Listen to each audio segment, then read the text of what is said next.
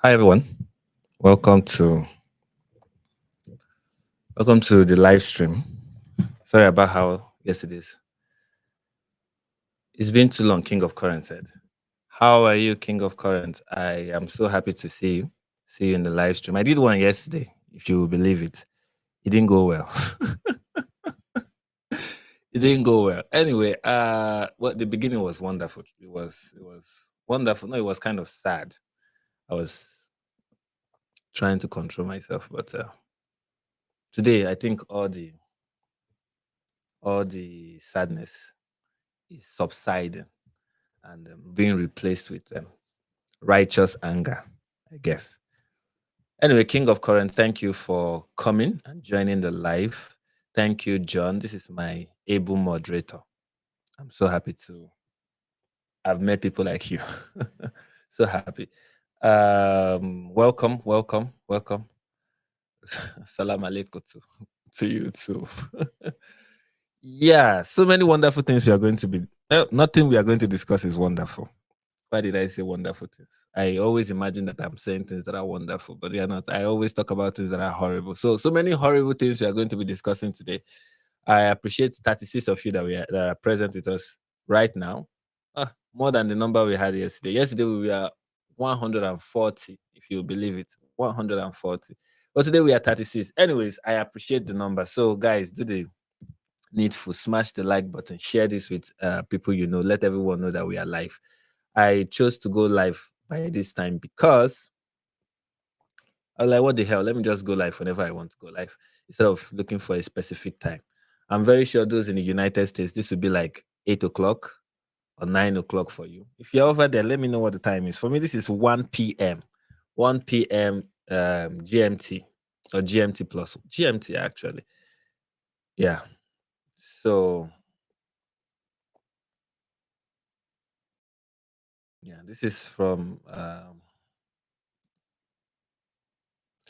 February. He said, I'm devastated by my woke friend's reaction to the assassination of this non-violent, non-aggressive, polite man who believed in debate. Thank you already, Frank, for talking about this. Yeah.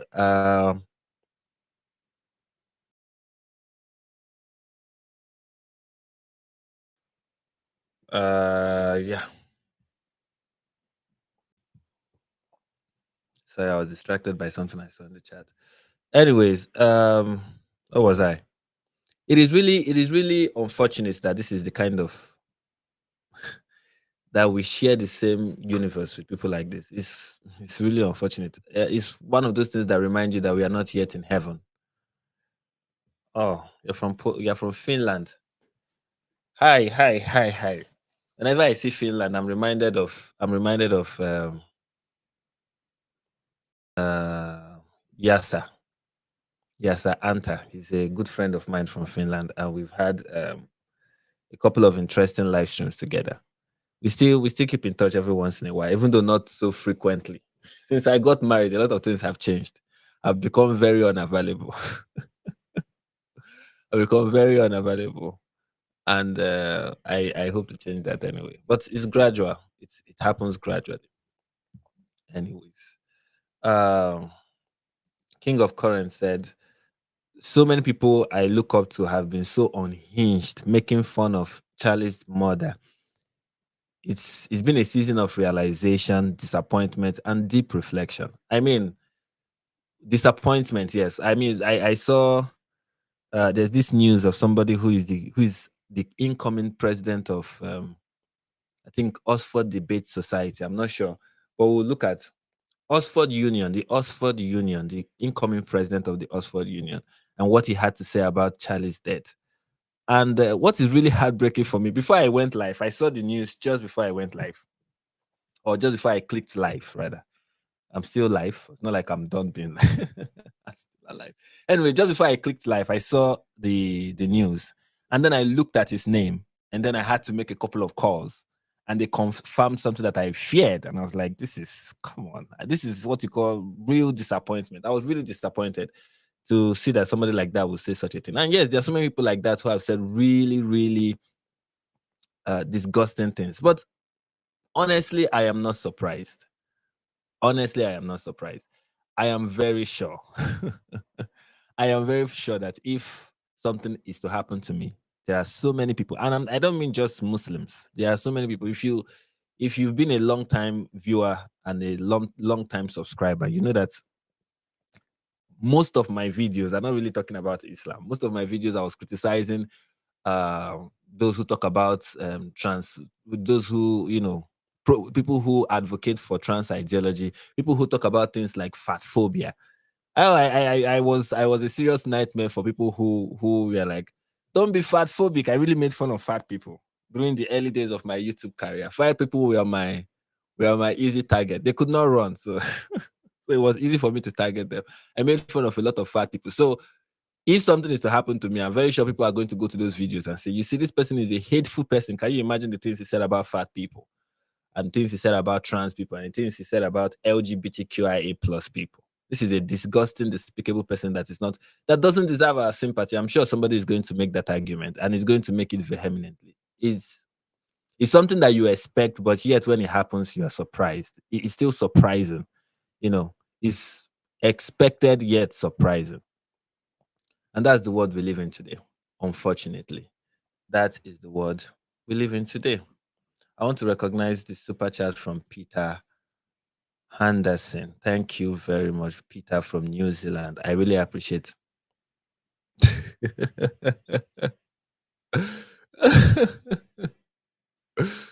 John does not stay. John does not stay in the same continent as I do. I think he stays in the United States, and I'm in West Africa. Our time different. In fact, the fact that he keeps up with every live stream that I do is really remarkable, considering the fact that we stay on different time zones. Like, it's really, really remarkable. So, yeah, and he's really exceptional. He's really, really exceptional. And listen to what he just said right now. Please like, subscribe, and share, and let's support yours truly. Anyways, the first live chat that I saw, I wanted to highlight it before we move forward. This is from Nick Knack. He said, monetization away, clown. And I'm like, yeah, please let the accusation not go to waste. If if I'm going to be called a clown for monetization, you guys might as well just not go. Let it not be in vain that I was called. Somebody is using is alluding to the fact that they think I'm a grifter essentially. So please let that not go to waste. Confirm what they are saying with signs and wonders. Anyway, so yeah, we have a lot that we are going to talk about today.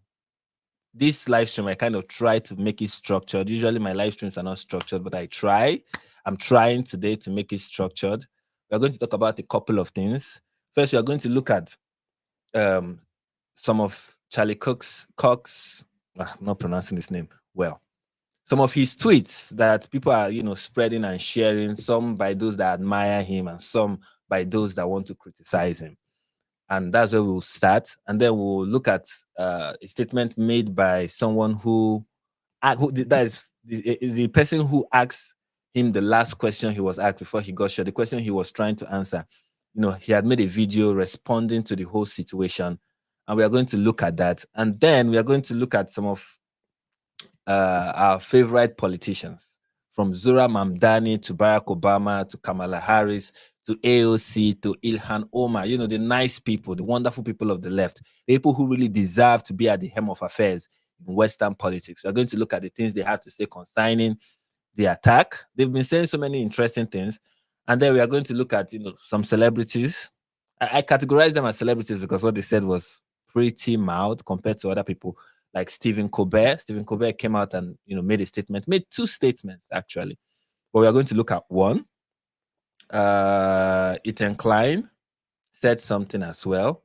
And then we are going to look at comments from the far right, like Ian Carroll, Sneeko, Candice Owens. I mean, Candice Owens' live stream yesterday, although I didn't watch it live, but man, I saw clips from it, and it was really, put all our differences aside. I think for me, this is one of those few times where I could see the genuineness of Candice Owens, like the genuineness. And when Candice Owens is genuine, it is really, it's really moving. It's really moving, you know. Anyways, we are going to look at that. But at the same time, she also had a crazy person is always a crazy person. They just can't help it. Okay, so she also had, some interesting things she tweeted. We're not going to look at the things she said. I mean, you can go and watch her live stream. It's very moving. Then we are going to look at some of the things she said. We're also going to look at Dave Smith, the great historian of our time, the guy who knows a lot about geopolitics. He knows the world from the beginning, from Adam till now. This guy is a custodian of world history, and we are going to look at some of the things he had to say. We are also going to hear from from Nick Fuentes, who is obviously not Hitler. Obviously not Hitler. Okay, we are not going. I think at this point we should retire calling people Hitler. So Nick Fuentes, we're going to hear from him. We're going to hear from some other liberals whose name doesn't really ring a bell, but I saw some of the things they had to say, and those people look like they had some kind of significance in Western political conversations. Then we're going to look at responses from journalists from the Times. They had this cover, which was very moving. We are going to look at that. And also Don Lemon, or Don Bitter Lemon, like I call him, did his street interviews and interviewed some people, and they had interesting things to say. We are going to look at that. And also, we are going to look, Comedy Central did something which for me is uncalled for. I don't think they were supposed. Of course, that's one thing about the left. Overcorrection is something that they often do sometimes. But Comedy Central they had to pull the episode of South Park that featured Charlie Kirk, and I'm like, I don't think that's not. He really liked it. He had no problem with how he was portrayed, but they are pulling it off. They are pulling it off, and many people are losing their jobs. My goodness, this is the season of people losing their jobs. It's really crazy how many people have lost their job as a result of this. Like, it is losing your job season. I saw a lady on Twitter who said I think she works in a school, and she said 4 of her co-workers, 4 teachers from her school, have been fired because they celebrated the death of Charlie Kirk. Like, they were fired. So many people. I mean, one of the DC comic writers who made fun of the news of Charlie's assassination. His comic was cancelled and he was fired. Essentially, I'm like, wow, this is happening swiftly. And maybe one of the best things to ever come out from the left is cancel culture at this point, because what an interesting way to get right-wingers to be on board with cancel culture. And it is happening swiftly. It's happening like this. It is interesting to see. We are going to talk about that. And then we are going to look at reactions from the woke crowd, from Destiny, who of course doesn't disappoint, even though he was tamer, the bar that I have set for Destiny is so low, right? Sorry, give me a moment. The bar that I've set for Destiny is so low that he surprised me, even though he was still saying something that was like, you shouldn't be saying that, but he surprised me. He wasn't. I remember when Trump was assassinated, or not assassinated, the attempted assassination on Donald Trump that killed somebody that was behind him. Destiny was making fun of it. Like, he was making fun of it. He went full, like, crash out. He was crashing out seriously. But here he did not. Like, I saw clips from his live stream where he was talking about it, and he sounded tame, even though he was still trying to make jokes, and he was still like, nobody should talk about this. Any person that talks about disavowing violent rhetoric, political rhetoric from the left is a cock. He used the word Charlie. I say Charlie. Destiny describes somebody as a cock is really well, guy, look at the mirror,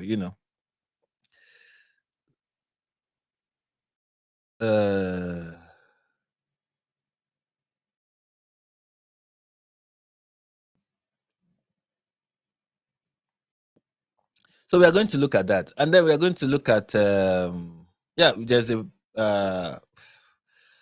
what are the things you in the chat are good at distracting me. I'm saying sometimes then I look at the chat and I just forget what I'm saying because I see a message and I'm like, oh, what's going on here? Anyways, I'm just going to continue talking and ignore all of you for now. Okay. But before I do that, let me highlight the second super chat that I received from Peter Henderson, and it says, um, "John John is exceptional. Tell me something I don't know. Do you know I don't know how to pronounce his last name, and he's somebody who is one of my. I'll try. I'll try. All right. So we are going to react also to an interview with a comedian who said something really ridiculous, and also from a Syrian refugee in, I think, in Australia. Yeah, a Syrian refugee in Australia, from a trans activist. We're going to look at that from Nadia Hussein, who used to work for the BBC. Stephen King also had something to say. And trust me, it was very rational. Stephen King has very rational things to say about this. And we are going to look at that. And also, we are going to see some of the things coming from Blue Sky, the very non-toxic social media platform, the most non-toxic social media platform on the planet. We are going to look at that as well. And we are going to listen to Hassan Piker, the voice of reason, of course, the voice of reason from Turkey, whose relative runs the Young Turks. Of course, something reasonable is going to come out from someone like that. That's what we are going to be looking at today. And thank you all for joining me, and let's get into it. So the first thing we are going to look at is Charlie's tweet about Islam. This is the one that has many Muslims like very, very angry. Like they're like, yeah, this is why he deserved it. Can you imagine what he had to say about our notorious, most obvious false prophet and whatever it was that he was preaching in the Arabian desert? So he said, Islam is the sword that the left is using to slit the throat of America. Yeah, and that's right. Islam is one of those swords. They have many. The left has many. They have communism, they have socialism, they have woke ideology, which is kind of the same. And then they have Islam. And Islam for me, is the most deadly because it is non-Western. Every other idea, even despite how ridiculous they are Western ideas. Communism is a Western idea. The idea that colonialism is bad is a Western idea. The idea of democratic socialism, or whatever it is that they call it, or just raw socialism, these are Western ideas.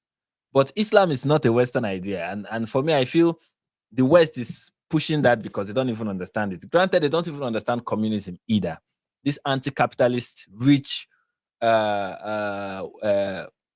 trust fund children saying we want to destroy the system of white supremacy, capitalism, and what have you. I'm like, you don't even know what you're talking about.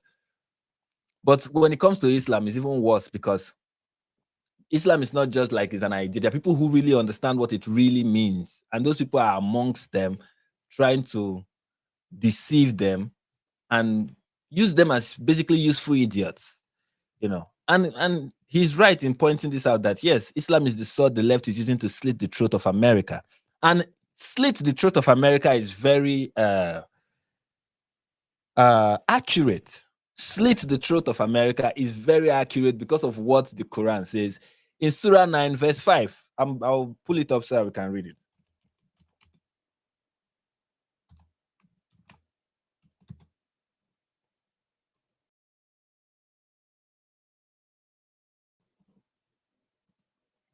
This is Surah 9, verse 5.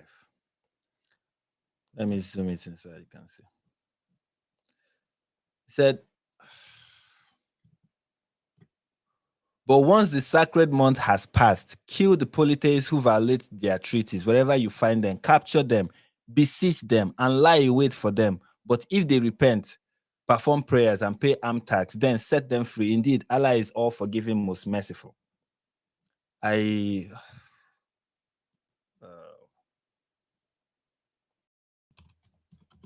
Give me a second. This is one of those verses, but this is not the one I'm looking for.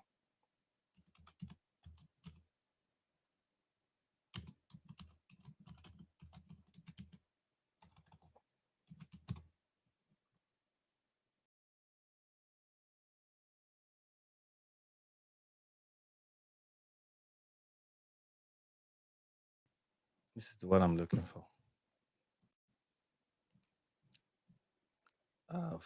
47. 47 verse 4. No, no, no. This is not 47 verse 4. This is 9 verse. Give me a second. Give me a second. Sorry.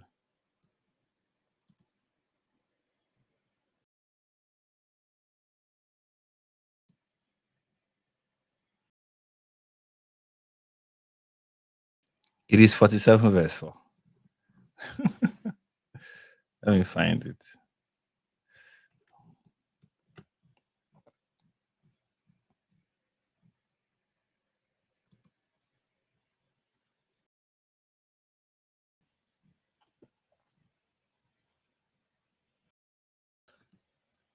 This Surah 47 verse 4. So when you meet the disbelievers in battle, strike their neck until you have thoroughly subdued them. Then bind them fairly. Later, free them either as an act of grace or by ransom until the war comes to an end. So will it be. Had Allah willed, he himself could have inflicted punishment on them. But he does this only to test some of you by means of others.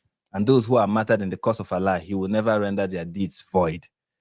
So you can see. So when you meet the disbelievers in battle, strike their neck. And the tweet says, Islam is the sword the left is using to slit the throat of America. And he's right, 100%. He's 100% right about what Islam is trying to do in the West. Here's another tweet from him.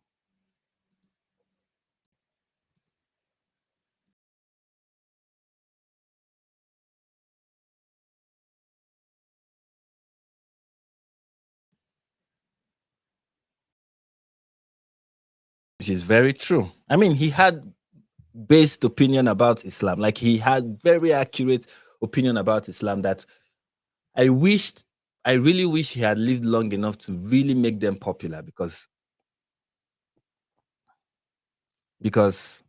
people needed to hear this, like, and also need to hear it from a major political figure in America. Of course, you have one or two right wingers who say one or two things about Islam, but his criticism of Islam are so on point and very important. I hope this is something you will not get from Ben Shapiro. This is something you will not get from Matt Walsh. This is something you will not get from Michael Knowles. This is something you get from Charlie Kirk. And he was. I wish he had more time to make this message popular. And what does this tweet say? Islam is not compatible with Western civilization. 100%. 100%. Islam is not compatible with anything. The only thing Islam is not even compatible with itself. That's why you see Muslims fighting amongst each other, because Islam is not even compatible with itself. Islam wants to destroy Christians, Jews, and also Shias and every other subset and subgroup amongst them that they believe is heretic. A religion that started with after the death of Muhammad, the next thing you had was the apostate wars, where Muslims were killing other Muslims because they believe that these other Muslims were not practicing the religion right. And by practicing the religion right is that they were not paying zakat to the right person.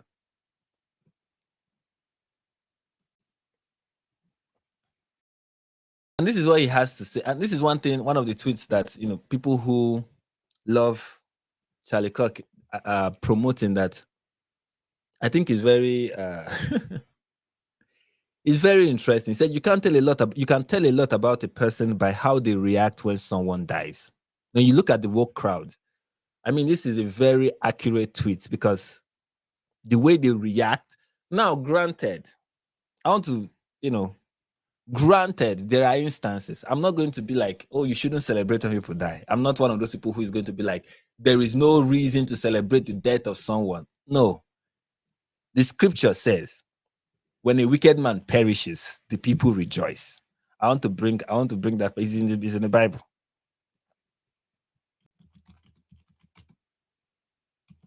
That's so you can see. When a wicked ruler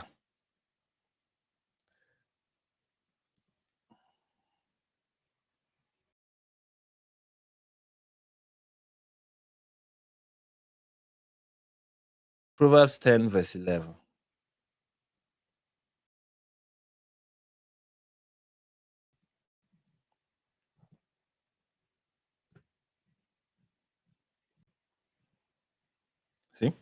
When the righteous prospers, the city rejoices. When the wicked perish, there are shouts of joy.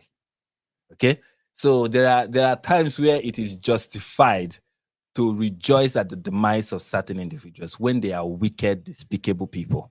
Okay? When the wicked perishes, the people rejoice. So, but the problem we are having here is what people now define as wicked. I think that is the problem here, is that what people now define as wicked, what we in society now define as wicked, is somebody who has a different opinion. Somebody who you just do not agree with is a wicked person. And I think that is the toxicity that is in political discourse in the West. That's the toxicity that has characterized political discourse in the West, is that somebody who doesn't agree with you is a wicked person. He's not confused. He's not mistaken. He's not ill-informed. He's not stupid. I mean, even to call the person stupid is better than to call the person wicked. Because for somebody to be wicked is that they know what they are saying. Like, I would take it that you said that someone will say, okay, this person is just ridiculous. He's insane. He doesn't understand what he's saying. And I vehemently disavow and distance myself from whatever this person stands for, because I think he's ignorant, he's deluded, he's confused.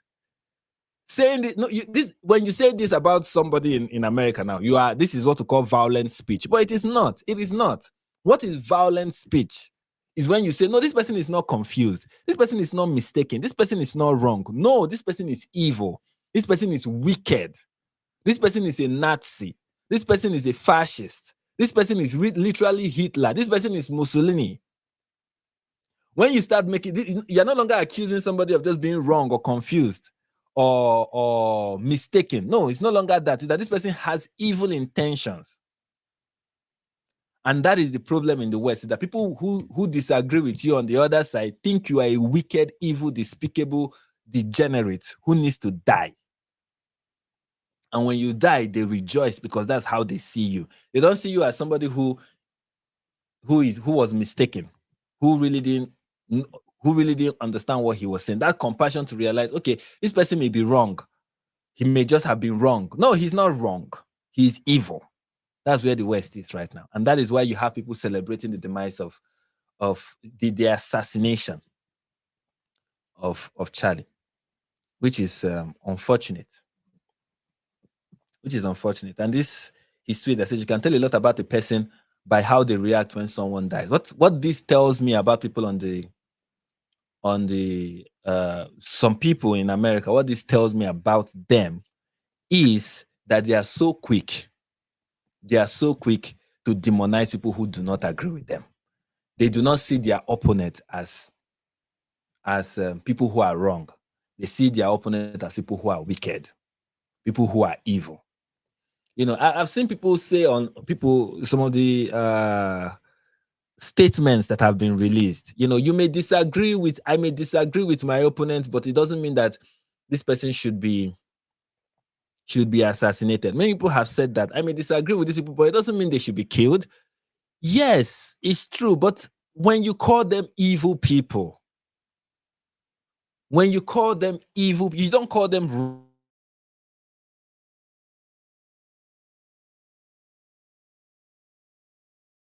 intentions. You say they are grifters. They know what they are doing and they are nefarious. Right? That is how these people are often being portrayed. These people who you claim to disagree with, that's often how you portray them. You say they are a threat to democracy. They are a threat to our freedoms. When you say that something is a threat to your freedom, that is the guise upon which you attack certain countries. That's the reason, not the guise rather, but the reason why wars are launched, right? Because this is the thing you are fighting is a threat to your democracy, is a threat to your future, is a threat to your way of life, to the Western way of life. When you describe people as that, I think you cannot turn around and then say, I wasn't calling for their death. No, you can't. You can say this person is wrong and this person's idea is dangerous. This person is wrong and this person's idea, look at what it can lead to. That is quite understandable. But to say, no, this person is evil. No, this very person, this person is Hitler. Then no. And so many people are like, well, this person was spreading This person was spreading dangerous ideas and what have you. He was going on campuses and he was effectively spreading dangerous ideas. How do you counter it? Do the same thing he's doing. He has a tent, pitch your own tent. He hosts this event, host your own. Leftists know how to get money. Kamala Harris spent billions on during her campaign, despite how unqualified she was. Gathering resources has never been a difficult thing for leftists. These people know how to organize. Okay? That's how they're able to organize flotillas that are going to Gaza right now. You know how to do these things. If you want to, you people infiltrated slowly, gradually, and steadily through being able to finance the infiltration of the academic system to turn it and mold it into your image. You know how to do these things. And yet, what is a big threat to you is someone else who is trying to do something that is not as. I'm not saying he's not a good organizer and his organization was not effective, but to the degree at which leftists organize and how they infiltrate and how they influence various institutions in America, it was not to the degree of what Charlie Kirk was even doing. It was not to that degree. So do the same thing. Pitch your own tent. Hold your own event. Call right-wing students to debate you. That is what you should have done. But no, the solution for you was, I'm going to shoot this person down. And that is how we end up where we are right now.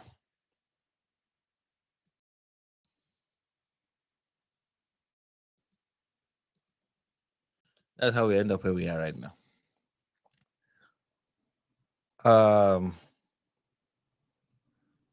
This is another one that that Muslims are not happy with. This one is Muslims are really not happy with this. They are like, can you imagine? Look at what he's saying about our prophet. So let's hear what he had to say about the great prophet of Islam. We got to make sure we're very clear here. Also, we know he's talking about the world's renowned feminist from 7th century Arabia, the guy who came to liberate women by marrying them at the age of 6 and consummating the marriage with them at the age of 9. One of his acts of female liberation was killing a woman, killing her family, killing all the male in her community, and then marrying her and, marrying her, so to speak, in quotes, and not even waiting for her Ida to be complete. And then going in and essentially, rewarding her. And that's how he was liberating women all through Arabia. He told his followers that Allah has made lawful for you your wives and the women who your right hand possess. And one of the reasons why Allah gave him this women empowering revelation was because, his men had gone to battle and they had captured some, female booty, bounty, and they were honey. And they asked Muhammad, look, I know you said we should not sleep with women who are not our wives, but look at these women. We have to do something. And the female women-loving God of Arabia that Muhammad was receiving revelations from suddenly opened Muhammad's mind and updated him with heaven's new requirements that have existed since the beginning of time. Allah's speech is eternal, but also eternally changing. So Allah always eternal, static, but changing speech was revealed to Muhammad, and then he came to the realization that no, you can actually go into these women when you are honey because Allah has said it is lawful for you. They are the ones that your right hand possesses, and how your right hand came to possess them is by capturing them. And you can do it with these women even though their husbands are alive. Alhamdulillah. So here is Charlie Kirk talking about this renowned prophet and feminist of 7th century Arabia. We got to make sure we're very clear here. There's no misinformation. So that would be pedophile. Yeah. So Muhammad, the greatest man ever to live, the greatest example, was a warlord who married a 6-year-old, raped her when she was 9, and then kept multiple wives. Yeah. Think like Jeffrey Epstein with a standing army. That's basically Muhammad. He called Muhammad Jeffrey Epstein with a standing army. I mean, tell me, this is a very accurate description. Have you ever had such an accurate description of the great prophet of 7th century Arabia from a mainstream conservative political figure? I mean, this is something that we needed more of. We needed more because, we needed more of this because I've listened to someone like Ben Shapiro talk about Islam, and you all know how he talks about it. It's like, when you talk about Islam, there's the moderate Islam, and then there's the radicals who want to, go ahead and do all these dangerous things, and then there's the moderates, and that's how he talks about Islam. Like, okay, moderate and radical. I'm all for moderate Islam. Moderate. That's kind of how he talks. But this is somebody who is like, no, no, no. Based on what you are saying, Islam is really horrific. There is no moderate, and and this is why Muslims are celebrating his death. This is why Muslims are, they are really celebrating. And I consider it a thing of honor. Of course, there is a part of it that is sad and unfortunate that this is the world we live in, where people think it is okay to make fun of someone when they are dead. But if Muslims make fun of my demise, it means that I did something right. I'm telling you, it means that I was really, really effective. It shows that I was really, really, really effective. So yeah, that is what he had to say about Muhammad. And here's another one that the far right is latching onto, and they're like, you see, he's one of us. He and this is why it is most likely that the Jews are the reason why are behind this. Yeah, it's one of the weird things that somebody who was a staunch supporter of the Jews. Some people are now accusing the Jews for his assassination. And this is what he said. He said, whiteness is great. Be proud of who you are. And I'm sure people are going to say, people on the left will be like, this is a good example of the fact that this person is a white supremacist. I saw someone who compared, I have forgotten where I saw it, but I think maybe we'll look at it moving forward. Maybe I have it as one of the videos or one of the things we are going to react to. But there was someone I saw who said that Charlie Kirk was like the grandmaster of the KKK. He compared him to Donald Duke and said, this person is like the grandmaster of the KKK.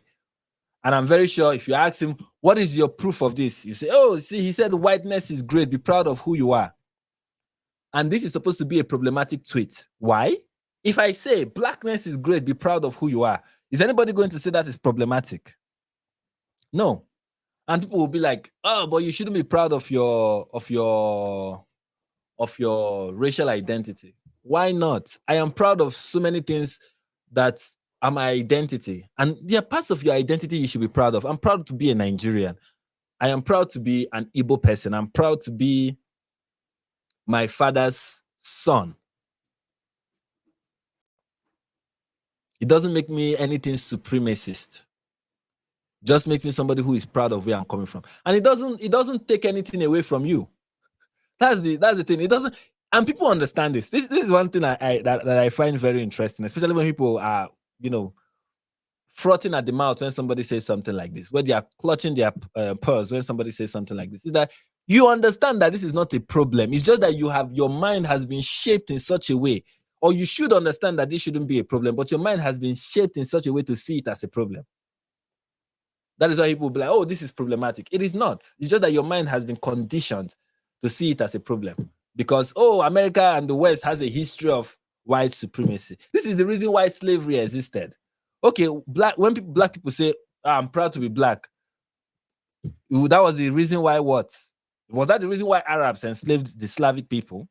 Maybe. Yet you people who celebrate the ideology that says Muslims are the best of peoples. These same people have no problem with the Quran. If they ever find out that the Quran said Muslims are the best of people and Jews and Christians and non-believers and other non-Muslims are the worst of creatures, it's somehow, it's subject to interpretation.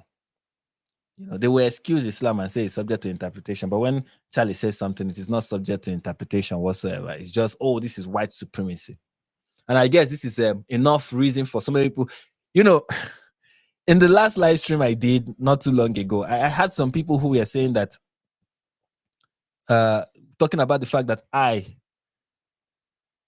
am defending this person because of kind of you are defending somebody who is a racist, or kind of you are betraying your race to that effect. Although those are not the exact words that they use, but that's kind of what we are alluding to. That I'm disgracing my race, and I'm betraying my own people by supporting this white man who had disgusting views and what have you. And I'm sure this is one of those disgusting views that whiteness is great. And I'm like, how so? How so is it that just agreeing with somebody who is not the same race as you is you?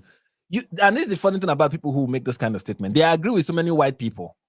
The truth is, the idea that so many white people, so many black people hold about themselves, so many ideas that black people have, ideas and ideology that black people have internalized and made a part of who they are, a part of how they should behave in society, is something that they got from white people, and they think is originally black. It's like, yeah. Even the way they speak, that they think this is an original black way of speaking. No, you got it from white hillbillies.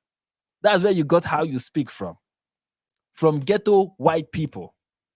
The culture you call black culture is ghetto white culture.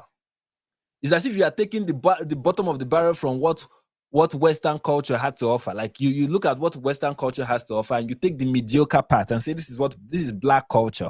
And any person who does not align himself to this kind of mentality and this kind of culture and this kind of behavior is not truly black. Even the idea that the West is a racist country and you are being oppressed, it's white people that told you that. They're the ones that I have seen this happen with people that I know. I know so many people who left Nigeria, went abroad, went to the UK, went to the US. These are people who speak normal. Like they are normal people, they speak normal. What I mean speak normal is that they don't talk about race, and they see white people like they see people. These are nice people. In fact, so many of them admired Western culture and Western civilization. They spoke highly of it when they were in Nigeria. They move over there, stay 6 months. 6 months later, you call them on the phone and they're telling you about racism. They're telling you, oh, these people are deeply racist. The other day, somebody, and I'm like, who told you? Like, who told you about racism? It's not because, and I'm very sure it's not because they got there and they saw racism. No, they got there and somebody sat them down and told them, this country is very racist. And when that person told them, the person was convincing, and then they went out, and everything they used to admire is now racist. And yet I am the person who has been, who has given up my Africanness, my blackness for white supremacists. All right. Now we're going to hear from the person who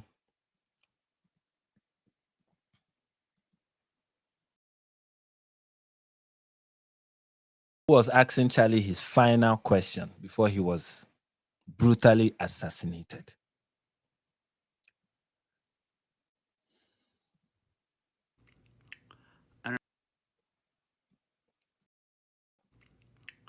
I don't know how to make this video. It's been a rough 24 hours. This last person to talk to Charlie Kirk, here's maybe a better vantage point of me. So I'll give you some background. I made a video maybe about a week or two ago, I think. I'll play clips so it's clear about what's going on. Oh my God. So Charlie Kirk just said that the suspected Minneapolis school shooter was trans. First Nashville, now this. How many times makes a trend? Probably the only way to do this is to have an ungodly amount of time to parse through all of the 6,000 mass shootings that have ever happened in the history of America. I mean, Charlie's counting on the fact that only a psycho would do all that. Trans people are surprisingly and extremely nonviolent. Now, while I was scrolling Charlie Kirk's video, I noticed that he was touring America, and he was touring universities specifically. And one of these caught my eye because one of these is the university I'm currently going to. Obviously, that university was UVU, where I currently go to school, and I'm getting a degree in mathematics in. I'm not going to show a video. Essentially, this guy was disagreed with Charlie. I wanted to confront him, knowing that this person was coming to his school. He was ready to, have a conversation with him about some of his views, about the fact that, he has said that it has become a trend, which is kind of what Charlie Kirk's point was rather that it had become a trend that many of the mass shooters in America are now trans, and they're now trans shooters, trans mass shooters. And this is becoming a trend. And he wanted to demonstrate to him that, in the history of America, how many trans shooters have there been? That's kind of the point he wanted to make. Agree with him or disagree with him. This was his intention. And then he went there to have that conversation. And the person he wanted to have the conversation with was shot by somebody who, for all we know right now, may most likely be a trans shooter. I mean, the irony. And this person's point, the point he wanted to make was, no, trans people are not that violent. Trans people are not, they don't go around, committing mass shootings. It's not a trend. That was what he wanted to prove. And then a trans shooter was like, nah, I'm going to prove you. Who did that trans shooter prove wrong? Who did it prove wrong? What happened, mostly because I can barely watch it. But yeah, here's what I asked. I asked, how many transgender Americans have been mass shooters over the last 10 years? Too many. I said the number's 5. Counting or non-counting gang violence. Pop is heard. Shout out to CNN for fact-checking me and saying I'm right. First off, you sick fucking psychos that think this is the answer.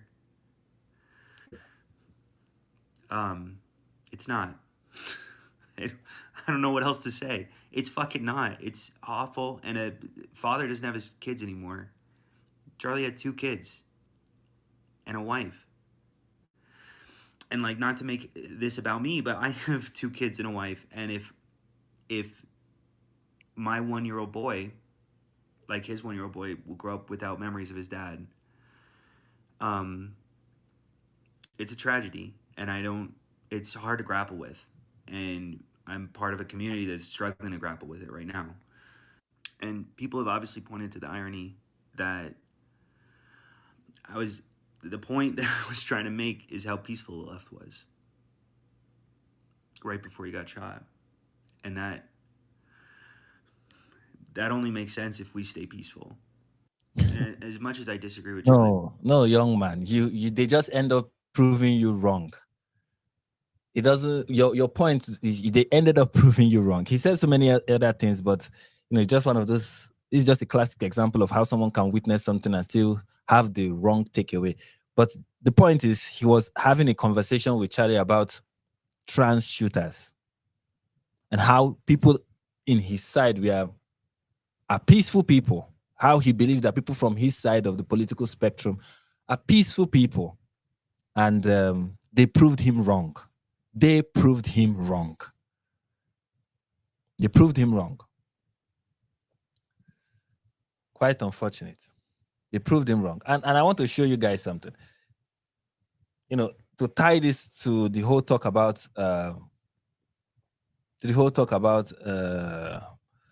about black people who keep accusing me of or whatnot. Here is a black comedian on a show with Don Lemon talking about the shooting. And just listen to what this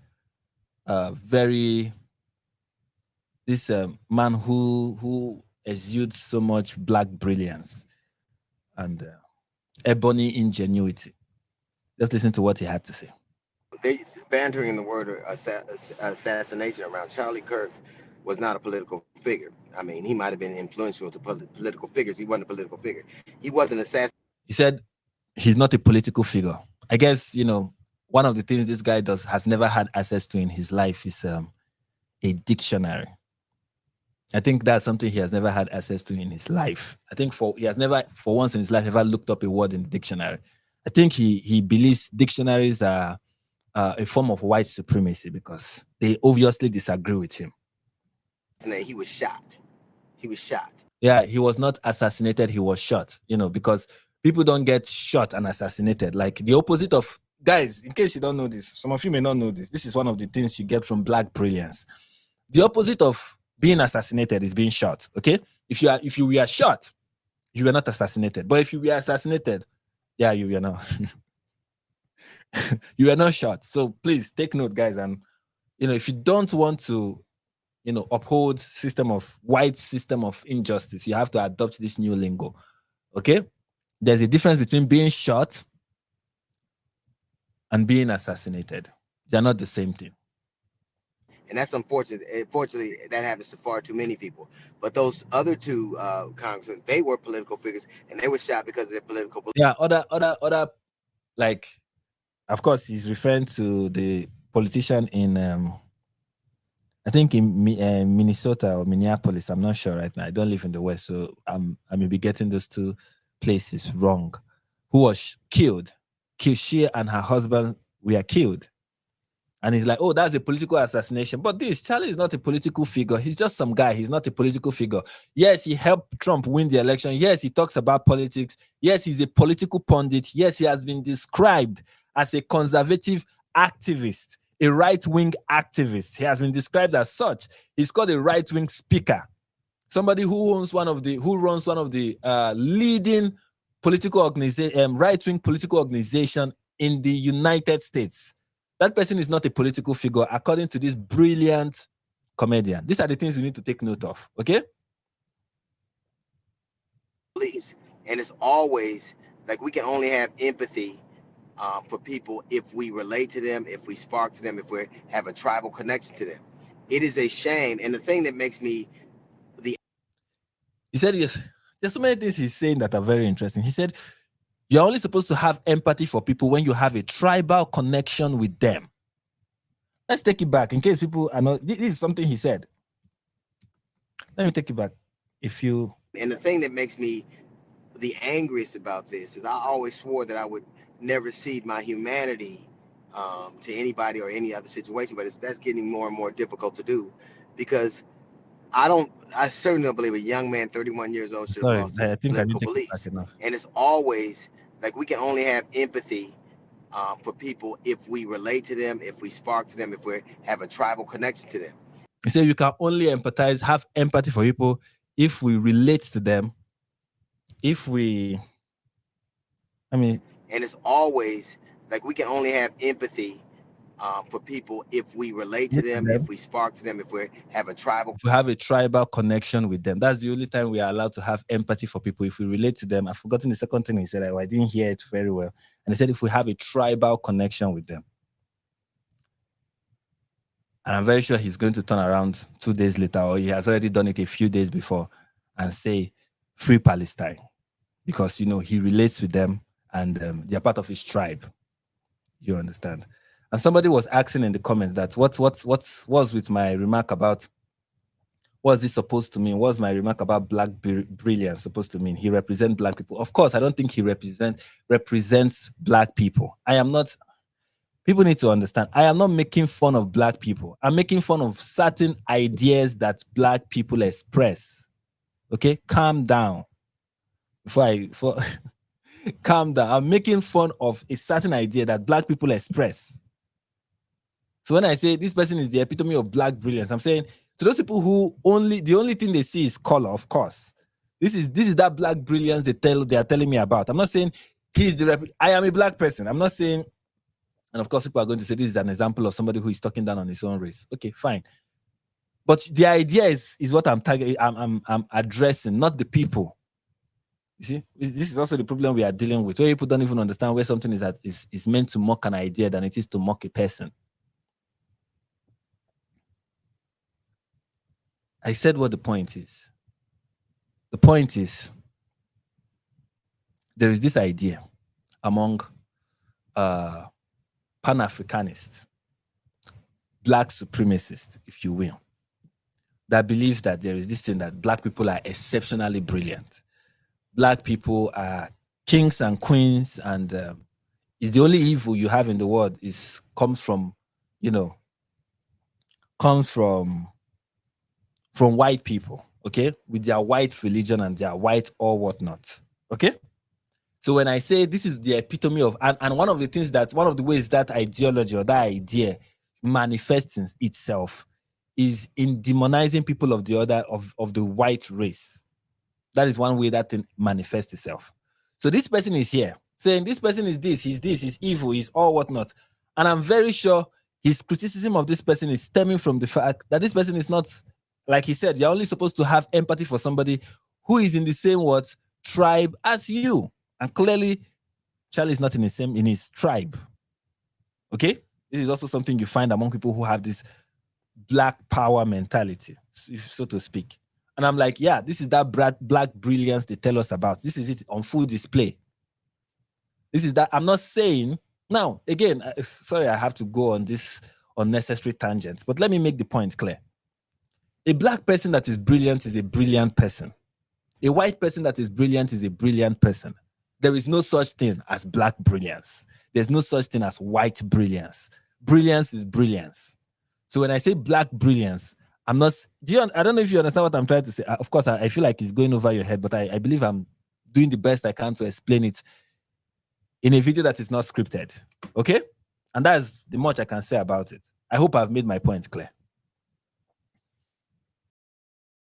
Moving on. Connection to them. It is a shame. And the thing that makes me the angriest about this is I always swore that I would never cede my humanity to anybody or any other situation, but that's getting more and more difficult to do, because I certainly don't believe a young man 31 years old should have lost his life. But Charlie Kirk was a horrible human being. Do you see the juxtaposition? I don't believe that somebody who is 31 should, these are the kind of double speak that I don't like. Like, I don't believe this person should have lost his life, but this person deserved it. That's what this next statement means. I don't believe he should have died, but he should have died. So the next thing that proceeds from the I don't believe somebody like this should lose his life is like, you just go ahead and stop pretending and just make the point. You cannot say I don't believe that this young man in his prime should have just gone like that, but this young man in particular is a terrible person. So the 31-year-old young people that you have empathy for when they lose their lives, don't include the very, I don't know if you understand. I think that's the point these people are trying to make when they make this kind of statement. They're like, yes, a 31-year-old should not lose his life. A father should not lose his life, except, that is the point you're trying to make, except in this instance. That is essentially the point these people are trying to make. He said horribly incendiary thing. As a matter of fact, he died. The very last words he spoke were basically putting the onus of gun violence on gangs, which is a synonym. This is the part that is annoying and it is funny at the same time. What makes it funny is that he's wrong. As we just saw, that's why I wanted to play this next. As we just saw from the last video we saw from the person who was having who had the last interaction with Charlie before he was shot. They were talking about trans shooters. Somehow this brilliant comedian, and just to annoy some people in the comments, this brilliant black comedian is like, no, he was talking about gang violence. No, he wasn't talking about gang. It's like for these people, anytime they hear shooting, they're like, yeah, he's about to talk about black people. No, not everything is not about you. And he wasn't talking about you. And here's the funny part. This is Don Lemon listening to him. No pushback whatsoever. He's like, yeah. I know, and tomorrow he'll be wondering why he got fired from CNN. And he has made this whole thing about black people. Somehow, the last thing that he was saying was about a black person getting involved in gun violence. This is what he was talking about, which is not what he was talking about. You're making it about yourself when it's not about you. Who has the problem here? Is it him or is it you?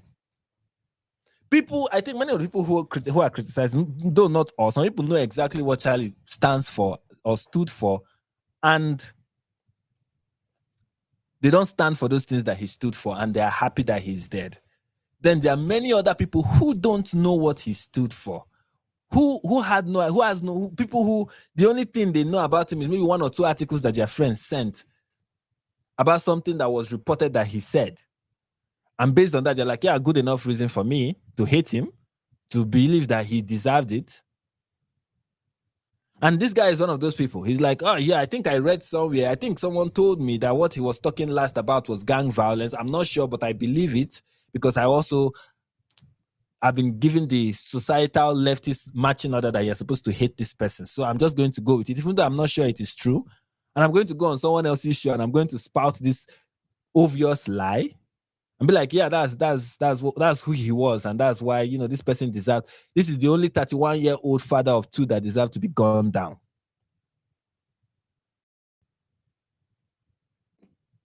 For synonymous with black people, he blamed the very way he died was lying about black people with his last breath, and I just think,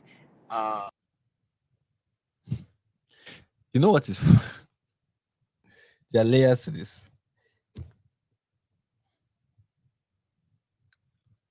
There are layers to this because gang violence. The truth about gang violence and gun violence in America and how it has to do with black people in America is not a lie. Any person who points it out is not spreading lies about black people. Just look at all the songs, not all, but most of the popular songs that black people sing and release into the world. What are they talking about? Shooting their ops, robbing somebody, mugging somebody, shooting the block, lighting it up. And then somebody's like, yeah, there is a problem of gun violence among the black. Oh, this person is spreading lies about us. You do it to yourself. You talk about it amongst yourself. You sing about it until someone says something about it. And then you're like, they're lying about us. These people remind me of Muslims. Sorry, but this people just remind me of Muslims. Muslims who praise Muhammad. They will praise the fact that Muhammad married a 9-year-old or had sex with a 9-year-old. They will praise the fact that Muhammad was a warmonger and a warlord. They will praise the fact that he was a genocidal maniac and an anti-Semite, essentially. They will praise those facts. They love that about Muhammad until somebody points it out. And then they're like, this person is spreading lies about us, even though this very thing he just said is the very thing I will say tomorrow and have said yesterday.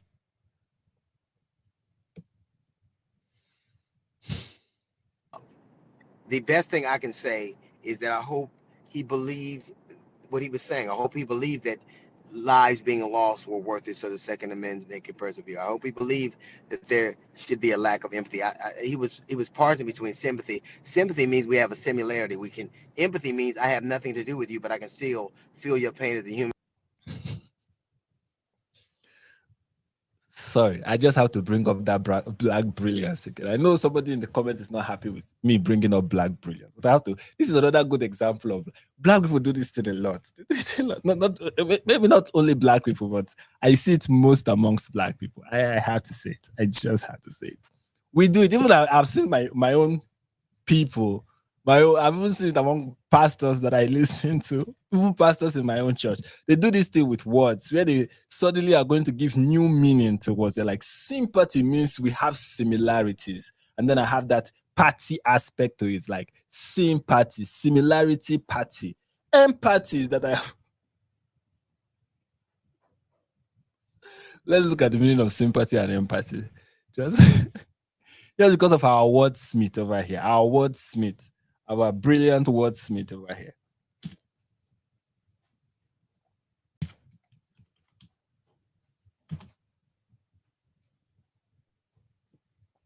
This is the meaning of sympathy, guys. For those who don't know, a feeling of pity and sorrow for someone else's misfortune. That is what it means. Understanding people, and understanding people and having common feelings with them. That's what sympathy is. For those who are like, oh, it's Google that said it, let's look at it from Merriam-Webster.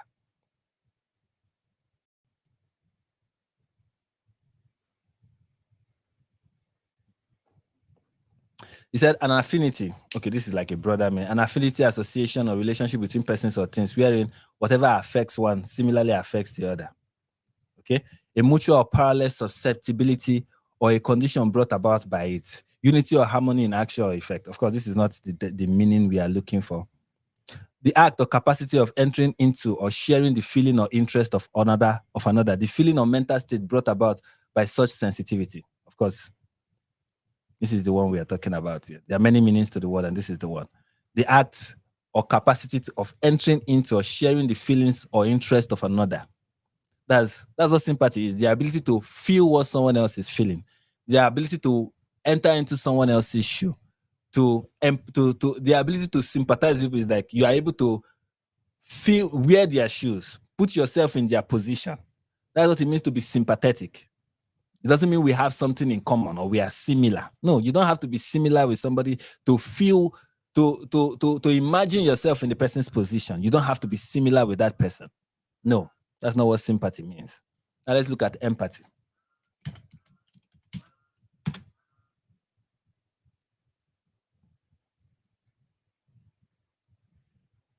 The ability to understand and share the feelings of others. So essentially, like you will see here, the synonym is sympathy. The synonym for empathy is sympathy.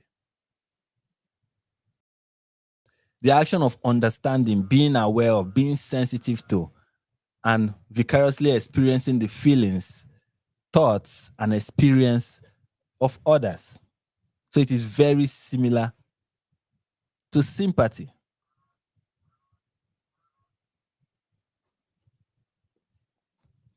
But our wordsmith here is able to divide, between both words and tell us how they are different. Because he wants to explain to us why he feels nothing for this 31-year-old father of two, who is an exception when it comes to people with that description having to lose their lives. And I hope he believed all the rhetoric he espoused, because if not, that was certainly an empty, vacant way to live, and certainly a horrible way to die. Yeah. And tomorrow, these people are going to expect you to have sympathy towards them. Now, of course, I'm not here to tell you don't have sympathy towards them. And I think that's something that hearing people like this talk is going to create, right? It's going to make people no longer empathetic and make people no longer sympathetic. And we are beginning to see it. It will make people no longer sympathetic and empathetic, and it will make them feel like, and to make them feel like, oh, whatever, let's, since they don't care about me, why should I care about them? But please, it is important to note, while when we are having conversations, we can speak harshly about other people's position and what they stand for.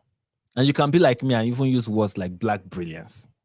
While we might do all of that, please, deep down in your heart, don't see these people as less than human. Don't see them as people who deserve the very thing that they want and they promote for other people. Don't see that. It is important that we don't. It is very important that we don't. Okay? Do not demonize your enemies lest you become like them. Don't become like D.L. Hughley. That's his name. Don't become like him. Don't become like this comedian. Don't become like the people who dance on the grave of people they disagree with. Now, again, because sometimes people will be like, "But Frank, I remember when Yahya Sinwar died. We are happy. I remember when this person passed away. This Hamas terrorist passed away, and we are jubilating." Yes, because those people were actually. If there are people who deserve, there are people who deserve death. I'm not saying that people do not deserve it. That's what I'm saying. The point is what we define as wicked.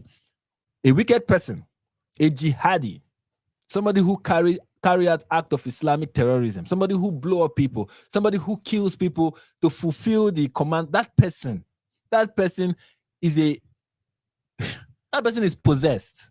Possessed, like really, that person is really that is what you call a wicked person. Not a person who is just saying words. Not a person who is just saying words. Not a person who just has a different opinion. Okay? Like the average Muslim, despite the fact that he believes in something that I consider reprehensible, so that I consider like, why would somebody believe in such a thing? The average Muslim is not a jihadi, despite the fact that he believes in something that should make somebody that, but he's not that. Okay, he's not going out there killing other people. The average Muslim is not like that. Many Muslims, in fact, one of the problems for me about people who are Muslims is the ignorance, the sheer fact that they don't even know much about their religion. Okay, for me, that's one of the real problems that many Muslims suffer from. Not the fact that they are wicked, but there are those who know exactly what this religion is about and that are committed to it. Those people are a real problem, and those people need to be taken out. And whenever you see someone who that religion has made very psychopathic, there are people who have become like very, very psychopathic because of what they believe, and they are going out, not just saying, but organizing and going out and forming a militia and going out there. And, you need to see what they do in the north. These people will stop a bus and find the Christians in the bus and slaughter them. That is the person I'm rejoicing when he dies. What these people are rejoicing that they are celebrating is somebody who said something that they do not agree with. It is not the same. And we need to be able to make that difference and treat people accordingly. I think one of the real problems with today's culture is, I think one of the problems is the problem of exaggeration. Like everything is exaggerated. I think that's one of the problems we have in today's culture, is that everything is exaggerated. Somebody who says, I'm not going to use your pronoun, is committing genocide. Trans genocide, like they call it. Somebody who says something about Black people, like, oh, there's fatherlessness in the Black community, is compared to, the Grand Wizard of the KKK. Somebody who is against gun control is synonymous with a mass shooter somehow. That is the problem. Everything is exaggerated. Everything is exaggerated. And even when this exaggerated language is used, it is not understood as an exaggeration, but it's understood as that, oh, this is exactly what it is. Everything is exaggerated. There is a clear difference between someone who believes that Muhammad is a true prophet and someone who is willing to die for Muhammad. Now, yes, somebody who is willing to die for Muhammad believes that Muhammad is a true prophet, but not everybody who believes that Muhammad is a true prophet know everything they need to know about Muhammad. In the same vein, not everybody who is shouting free Palestine is actually going to go, and not everybody who even cosplaying as a Hamas. I have reacted to many of those videos, and all I say is these people are ignorant. These people don't know what they are. One of my prayers for them is, Father, forgive them, for they know not what they are doing. That person who is cosplaying in the West as Hamas, though he identifies as part of the LGBTQIA plus community, do you think that person knows what he's saying and knows what he's doing? Of course not. This person is suffering from severe ignorance. That is what this person's problem is. Now, when you speak in exaggerations, you say that person is Hamas. They're like, yeah, he's Hamas. Yes, I know. So many of them in the West go about saying, we are Hamas, we love Hamas. Trust me, they don't know what they are saying.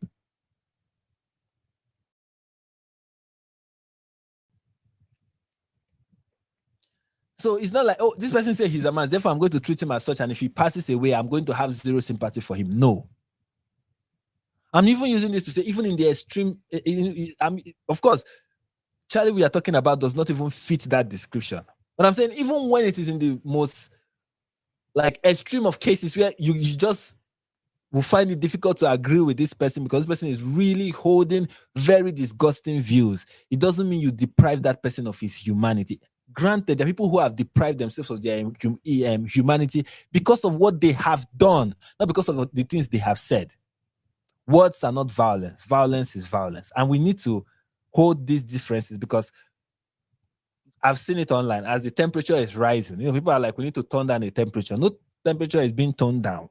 Many people go online and see what people are saying online. You realize that the temperature has risen. The global warming that everybody is talking about is happening right now as far as Western politics is concerned. And it's not just America. The temperature is rising. And when feelings are, heightened like that, so many things get muddled together. And this exaggerated way of speaking becomes like it's no longer seen as hyperbole. It's now seen as, oh, actually, this is exactly what it is, and it is not.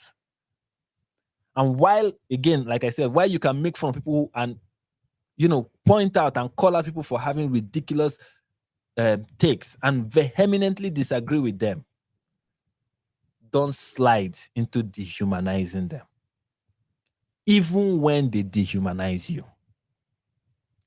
As long as that their dehumanization has not gone, as long as it has not resulted in them. Now, I'm not saying there are not other people who have gotten to that level, but as long as it has not resulted in them doing this act towards you, do not dehumanize those people. That is not the way of Christ. That is not how God has portrayed himself for us. Okay. In fact, Christ is a very radical example, because he was even compassionate to the very people that were killing him. He died praying for the forgiveness of the very people that were killing him. And for Christians, that is even the height of love we have been called to portray. Yet our Savior did not shy away from calling people out for being oppressive. Yet he did not wish them death.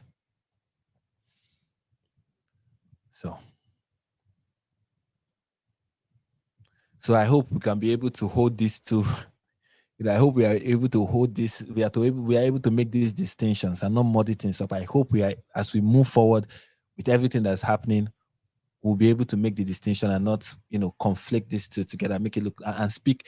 It's one thing that I really think is a problem. We should not speak in exaggerations. We should not speak make hyperbolic statements as if they are factual statements. Okay. What else are we looking at before how do we proceed? I have so many things I want to get to, and I don't even know where to start from. All right, let's react to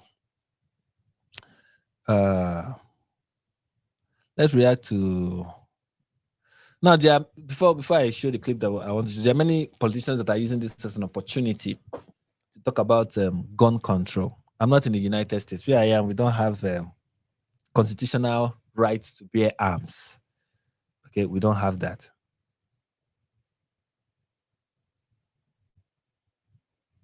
Is it? Oh, okay. I just saw this from Ayanora, and I'm going to do that. She said, Frank, please cover the FBI press briefing. It will be live in about 12 minutes. Please, thank you for doing this live stream today. God bless you. I will. In 12 minutes, right? Let me go to where it will probably be showing live.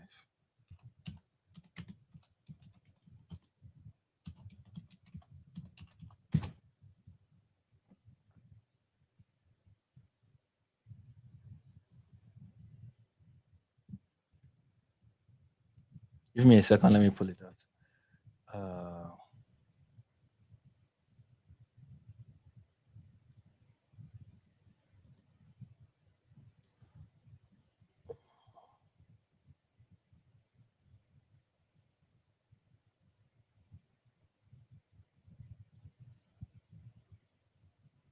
Is there a new one, or is it the one that has already happened in like 12 that happened like 12 minutes ago?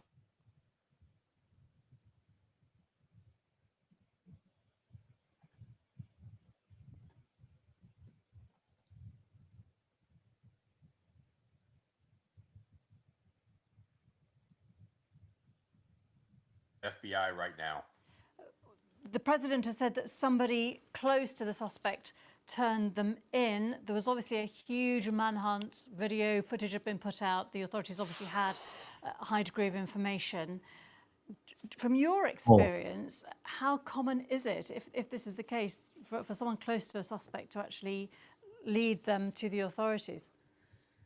It's fairly common. Once someone finds out that a family member or close friend was involved in something of the magnitude of the murder of another individual, you guys they generally will turn them in. They'll convince the actual person to turn themselves in, and it's common. It's a common occurrence. Why is that? What do we know about why that is the case? Well, you look at the potential consequences of being hunted down and cornered by law enforcement. It could result in injury or death to certain people. The family members can persuade the person to turn themselves in based upon, I guess you can say an attack of conscience or self-preservation or to protect themselves from being taken from their loved ones in a violent manner. Lots of different reasons, but it is an effective way for law enforcement to work with the communities to get people who are dangerous off the streets. Were you surprised that it has taken this long for a suspect to be found, given the huge amount of information that the authorities had? I'm not surprised because the individual seemed to have had planned the escape, planned the activity, and then was able to remove himself from the area without being apprehended or encountered. So once people don't want to be found, it's more difficult to find them than some people may consider. So I think they caught him in a pretty expedited time frame given the circumstances. And what can you tell us about how the investigation would have proceeded? They obviously had some video images and footage. Would that have, how easy would it have been for them to identify or work out who the person was? Well, what they would have done is taken those videos and taken the still footage that they developed, and they would have used a variety of analytical tools to match imagery, to look at certain biometric markers, and to try to identify that individual through other channels, possibly open source internet or other means to develop an identity match. So, and they would have continued also interviewing people and interacting with the public so they could develop investigative leads. So it happened pretty quickly, but that's what they would have continued doing. Obviously, nobody knows whether this person who's in custody will ultimately be successfully charged. But what is the process now that is likely to be happening to this suspect who's in police custody, as we understand it? Well, they're going to make sure that the individual's rights are preserved. They're going to look to see that he has proper legal representation. Let's watch this. This is Trump at Fox and Friends. Essentially went to the father. Essentially went to the father, went to a U.S. Marshal, who was fantastic, by the way. And the person was involved with law enforcement, but was a person of faith, a minister. And they brought him to a U.S. Marshal, who was fantastic. And the father convinced the son, this is it. And again, I'm always subject to be corrected, but I'm just giving you, based on what I'm hearing, they'll give you a much more active. I just heard about it 5 minutes before I walked in. As I'm walking in, they said, looking real good. They have the person that they wanted. So you have breaking news, don't you? Huh? Thank you. Always have. Donald Trump. Yeah, I'm giving you guys breaking news. Wow, I'm grateful to God to hear that finally the person who has been on the run has finally been found. The man who was lost has been found. The man who was trying to... thank you, Jesus. I hope they got the right person because, the way how this whole thing is been going, I hope they have got the right person. And this is not another example of, arrest and release. I hope they've got the right person. And I hope this person gets to face justice. Thank you, BT, for the super chat. He said, Frank, I don't even know what TY means. The way I am an old man on the internet will shock so many people. Thank you, Frank. I know you've been on a while. FBI said to speak by 9:30 ET. We appreciate you. I don't know if they've started the briefing, but thus far, I don't think I just left BBC and they haven't. They haven't. Okay. He's yet to give updates, so we'll be monitoring it. We'll be monitoring it.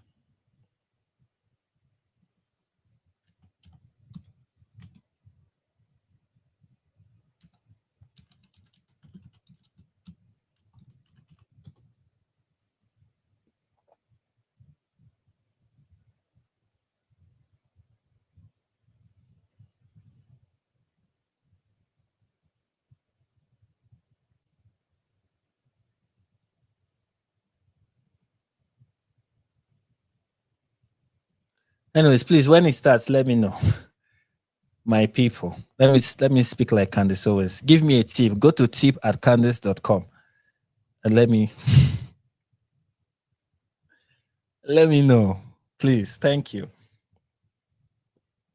Anyway, let's move on with the current. I really hope they've really like got him this time. Like this is the right person, not some, somebody who is actually not the person. But from what Trump is saying, I think they have, he said his father was the one who turned him in, who convinced him to, submit himself to the authorities. And hopefully we get to know why he did what he did, even though we've been hearing possible reasons, like the fact that, he's Antifa and trans activist or something like that. But we'll know in due time. We'll know. I'm very happy. Although it's not showing in my face, kind of relief. It's kind of like a relief, like, finally the manhunt is probably over. The manhunt is probably over. Yeah. And while we wait for that, let's listen to a very brilliant person. Let's listen to a very brilliant person. Not this brilliant person. Another brilliant person.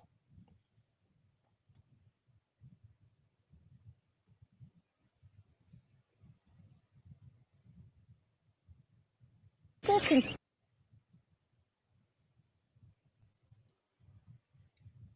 can finger point all they want. Look at the record. Look at the actions of what we are doing. I don't think a single person who has dedicated their entire career to preventing gun safety legislation from getting passed in this House has any right to blame anybody else but themselves for what is happening. When a politician... Did you hear that brilliant statement from one of the greatest minds from New York, United States?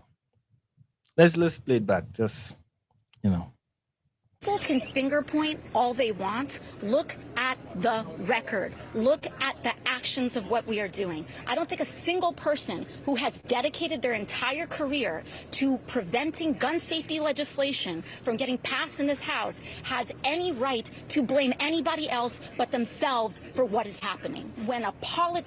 So when there's gun violence, when somebody gets shot down by a gun in America, those who are pro First Amendment are they are the ones to. So essentially, he's saying then that it is the fault of Charlie, for he's the one responsible for his own demise. And this is somebody who is a sitting congresswoman. This is somebody who is very popular in her political party. This is somebody who, and she also wants you to.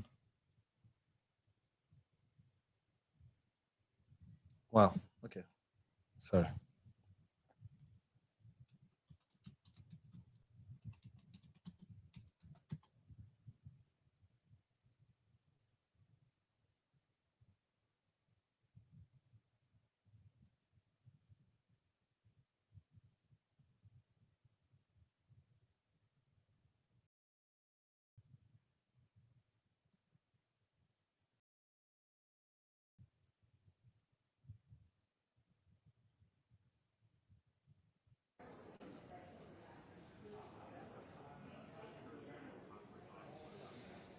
We're watching the live stream of a live stream. Fox News also is reporting that the name...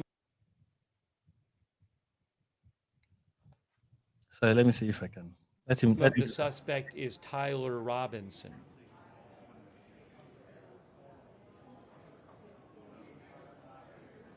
Give me a second. Let me.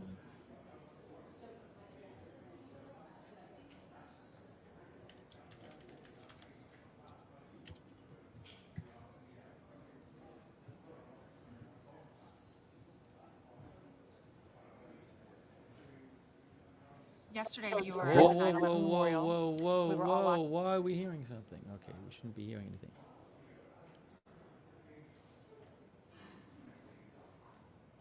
I don't think they're live yet. I doubt that. They're not live yet.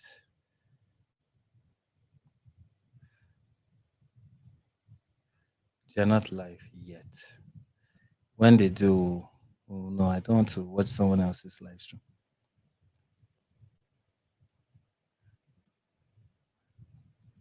They're not live yet. They're still talking. Knew who Charlie Kirk was through his podcast. They're not live yet.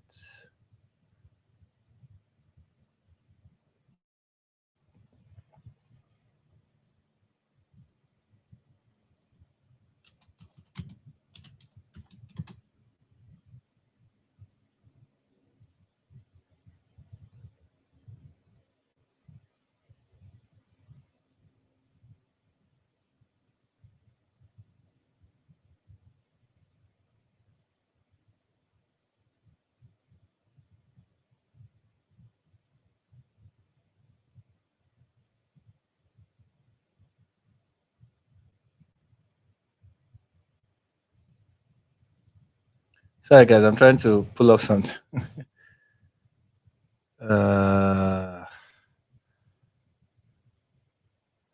Give me a second.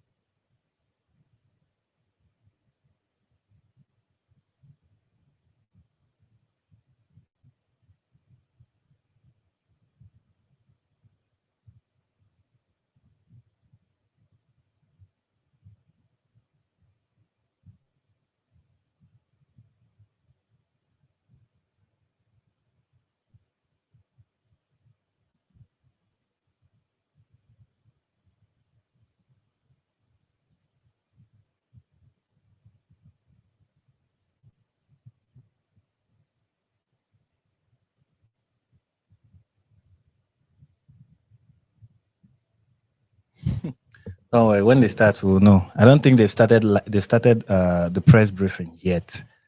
I don't think they have started. But when they do, I'll be here to stream it live with you guys. I don't usually cover breaking news, but here we are. And I really. What am I looking at?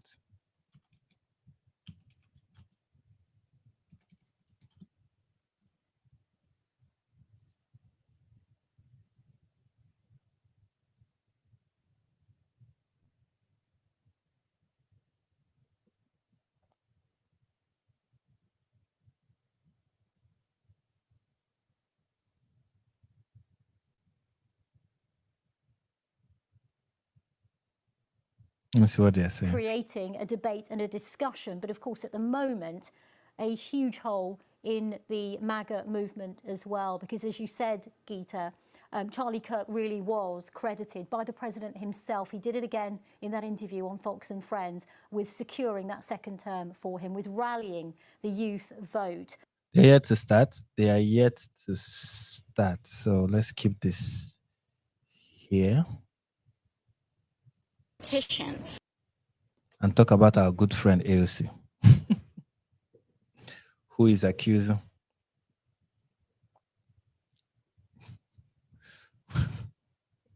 Breaking news, Frank is number one. Please don't hype me too much. It's undeserved. Anyways, where was I? So yeah, we are hearing from the brilliant AOC. So let's take it back and listen to what she has to say. People can finger point all they want. Look at the record. Look at the actions of what we are doing. I don't think a single person who has dedicated their entire career to preventing gun safety legislation from getting passed in this House has any right to blame anybody else but themselves for what is happening. When a politician tries to... It's so interesting. Like when, if this was somebody on the left who was attacked, Everybody's going to talk about, stochastic terrorism. Sorry, stochastic terrorism. This is how they behave. This is incitement. It's all this harmful rhetoric from what is it called now? This is harmful rhetoric from MAGA Republicans. This is, MAGA Republicans are the ones who are always pushing this harmful, deadly, destructive rhetoric. They are the ones bringing our nation down. They are the ones trying to destroy our democracy. This is why MAGA. Remember when Joe Biden was president? He didn't say that gun violence is the number one problem in America today. He didn't say anything like that. He said MAGA Republicans, not guns. When it came to accusing Donald Trump's supporters of violence, it wasn't about guns. It was about who they are and who they support, and how Trump's rhetoric and Trump's message is radicalizing MAGA Republicans and how they are the single most dangerous threat to America. We all remember that. And now somebody on the left has done something like this, and Democrats are like, let's talk about gun control. Let's talk about gun control. People in the UK will tell you, those in America, that you don't need guns to go on a mass killing spree. In the UK, all you need is a knife, and the wheel and a knife. That's all you need. Look at the terror attacks that have happened in the UK. Just recently, I wanted to start with this news, but somehow I forgot. Recently, I think an Afghan migrant, a Christian migrant from the Middle East, was hacked to death in France. No gun was used in the killing, yet the killing occurred. During the Black Lives Matter, during the BLM riots, when buildings were set ablaze and businesses were being destroyed left, right, front, all over the place, when that was going on, why didn't they use that opportunity to blame fire and be like, one of the problems that we have in this country is that we don't have fire control legislation. Why couldn't we control the use of fire in this country? The use of fire has destroyed so many businesses. So many people have lost their life. No, all of a sudden it was about racism. And now you cannot talk about leftist extremism. This is the problem. And people need to understand this. And I think people like maybe Destiny and the likes, who always like to point that the other side are doing this thing, need to understand something. And this is, I think, is the real issue, especially coming from the left in America, the left in the West as a whole. People do not admit on the left that there is such a thing as being far left. People in the left do not admit that there is such a thing as being far left, that you can be an extremist on the left. And part of it is because many extremists on the left have become mainstream.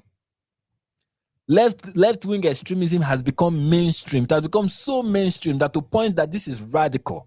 This is, in fact, many of them call themselves that proudly. They call themselves radical leftists. Though the word itself, radical, means that you are extreme and you are willing to go there, you are willing to go far. That is what it should connote. But no, now it is now like a good thing that you're a radical. It's like, oh yeah, it is acceptable in mainstream politics to be a radical lefty.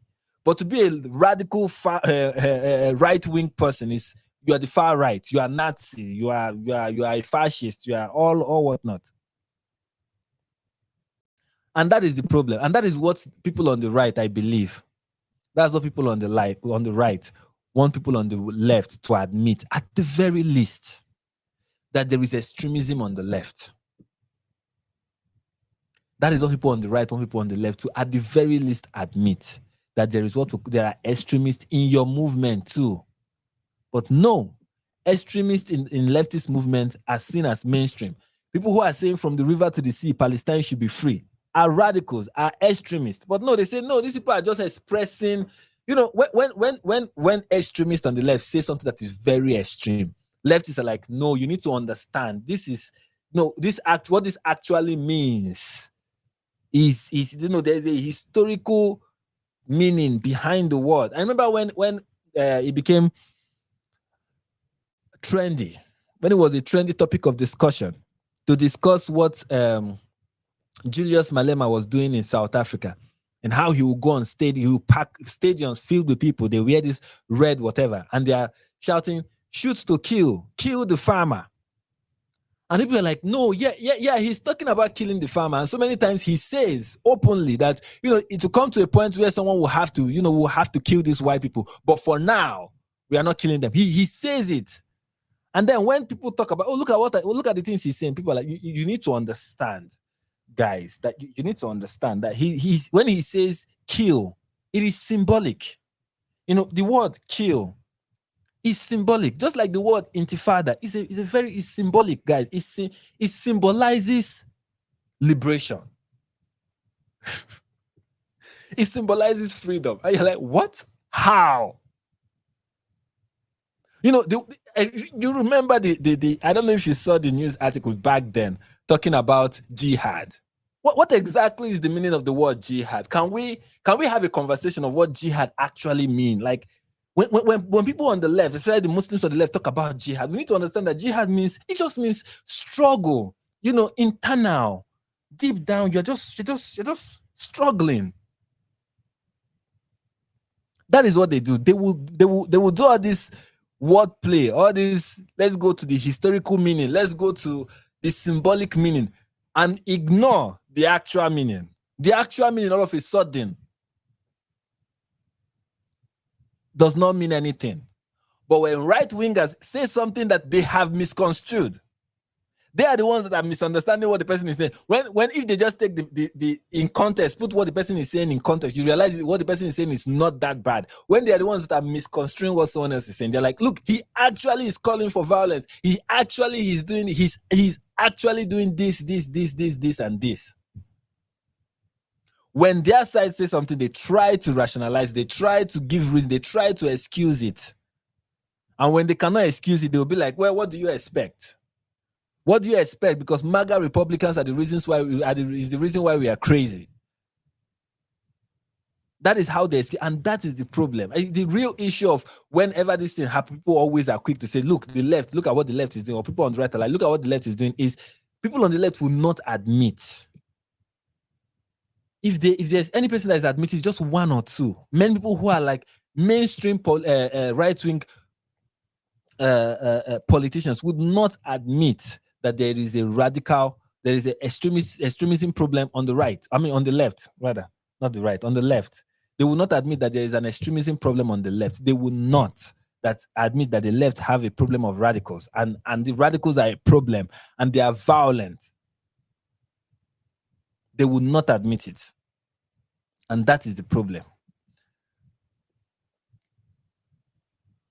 Because they themselves are radicals, let's be honest. They themselves, many of the politicians on the left are radicals.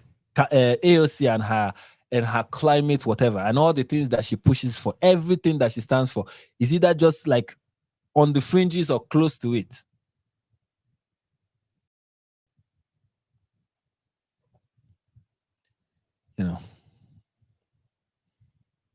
Anyways, enough with my rant. They are yet to start. I'm monitoring to see when they will start the I'm monitoring to see when they will start the press briefing, but they are yet to start it. So we'll keep waiting. We'll keep waiting until they do. Anyways, what else did I plan to talk about?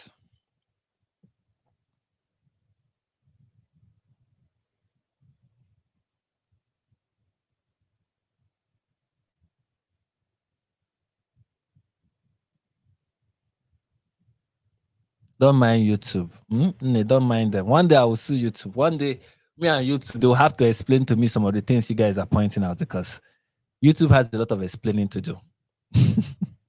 They have a lot of explaining to do. Anyways, who else do we want to look at? We just saw AOC. Let's see. Let's see this nice.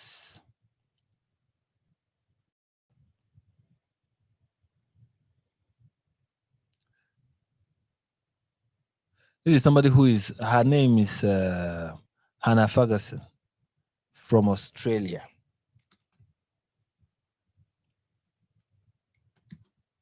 and we are going to look at what she has to say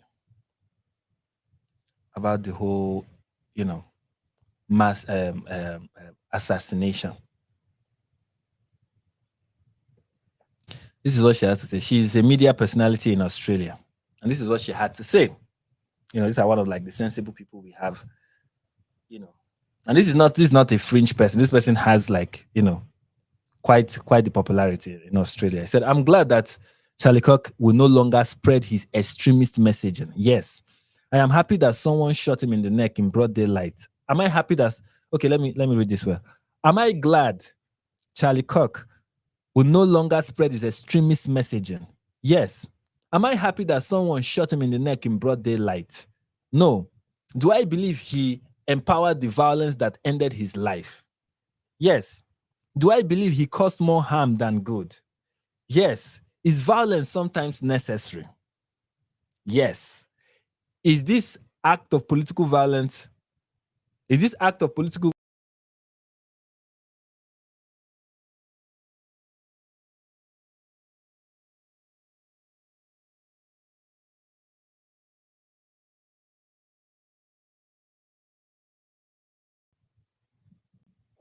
Sorry, guys. I don't know what just happened. Let me read that again. Sorry, guys. Sorry about that. Do I believe he caused more harm than good? Yes. Is violence sometimes necessary? Yes. Is this act of political violence an act of progress? No. Do I understand and respect many of the progressives who disagree with me? Yes.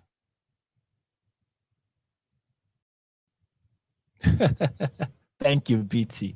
Anyway, so this person essentially is saying that he's happy, or she rather is happy, that Charlie is no more and his extremist messaging has been silenced.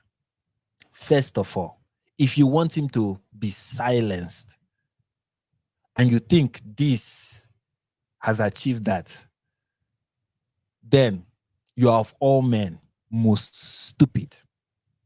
Like, you are really, really stupid.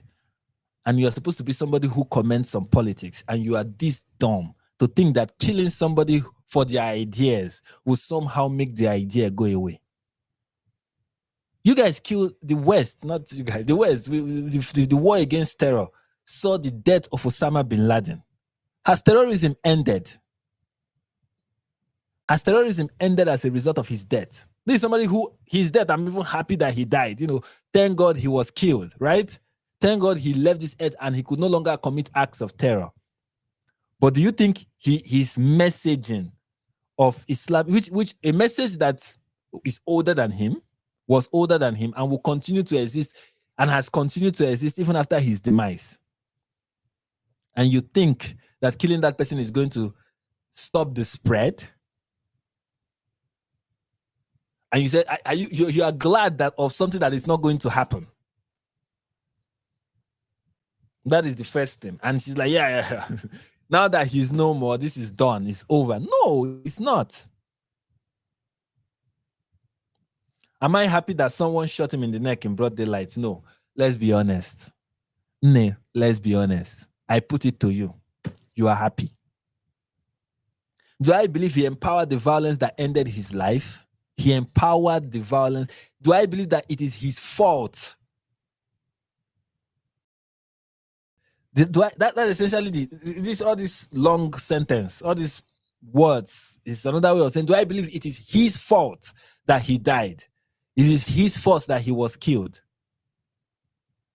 So when somebody is just spreading his ideas, no matter how extreme you think they are, and somebody shoots him down, it is his fault. And these are people who are like, don't blame the victim. Don't blame the victim, except when the victim is, somebody you don't agree with. Then, come on, by all means, please do blame the victim. And I want you to keep this in mind the next time these people say don't blame the victim. Do I believe he has caused more harm than good? How? How has anything that he has said, I really try to think about it, how has any of the things that he has said ever caused more harm than good? Or even caused harm? What? He's against abortion, for example. Right? He's against abortion. He's pro-life. Who is that harming? He's against puberty blockers for children and castrating children. He's against men in women's sports. He's against that. Who exactly is this harming? Who exactly is this harming? He's against what else? What else is he against? He's against LGBTQ. He does not believe that gay marriage is actual marriage. That's his opinion. I don't believe gay marriage is actually marriage. Okay? So I'm a Christian, and here's something that is even interesting. The Muslims that people like this will die for, the Muslims that they are so in love with, believe the same thing about gays. They throw them off of buildings, they stone them. This is a view that many people have held for so long. Is it harmful? As any do gay people all of his friends like Dave Rubin? He's in the LGBTQ. Okay, LGBT, leave the Q. He's a gay man.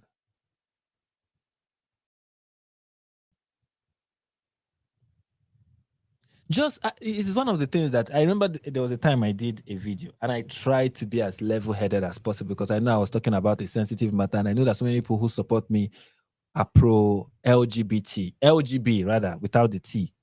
But I wanted to talk about gay marriage, and I made, okay, I think they're about to start. No, they are not. They are not about to start. Okay, back to what I was saying. So I made this video back then. You can go back on my channel and you will see it. And I was talking about how gay marriage is not actually marriage. If your definition of marriage is a union between a man and a woman. And I was explaining why marriage should be defined as a union between a man and a woman. And why that was just the case I was trying to make. That, by definition, marriage should be. That's all I was saying. Marriage should be.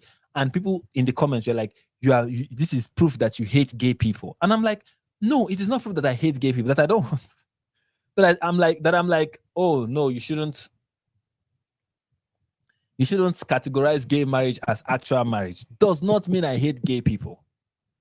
And for so many people, it's like, no, this is dangerous. This is dangerous rhetoric. This is what is going to make gays. These are people who are. Bear in mind that the person who is saying this is dangerous rhetoric, this is dangerous, is openly and eagerly welcoming Muslims into his community. The person that is saying she's openly and eagerly welcoming Muslims into her community. And she believes that these Muslims are going to protect LGBTQIA plus rights, right? She believes that is what's going to happen. And Charlie Kirk is like, oh, these Muslims are going to slit our throats. Or is what the left is using to slit our throats. Oh, he's spreading dangerous rhetoric. And dangerous for who? At the end of the day, it turned out that the person who is in danger is the person who is actually speaking. Not the people to whom he's speaking to, or the people who don't agree with him, and not the people who are in danger. It turns out the person who was actually in danger was the person who was doing the talking. Leftists are beginning to sound a lot like Muslims. They are beginning to sound a lot. I mean, I used to recognize that they had some, similarities, but not too much. But now they're beginning to sound a lot like Muslims. I mean, Muslims are the ones who will tell you, oh, don't say Islam is not a religion of peace. I mean, Islam is peace. That's what you're supposed to say. Don't call Muslims violent so they don't kill you. And that's the same thing. Don't spread hateful rhetoric against people in the LGBTQIA plus community so that they don't kill you. That's where we are now. And then she said, is violence sometimes necessary? Yes, is what she said. It's sometimes necessary. But not in this case. This double speak that they want in one breath they're saying yes, in the other breath they're saying no. Such that the thing they say yes to is now meaningless and pointless and not even worth mentioning because it doesn't even mean anything.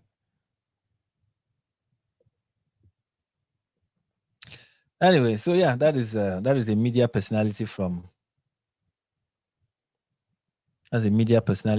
Australia chiming in and giving us her very useful 2 cents. Yesterday in do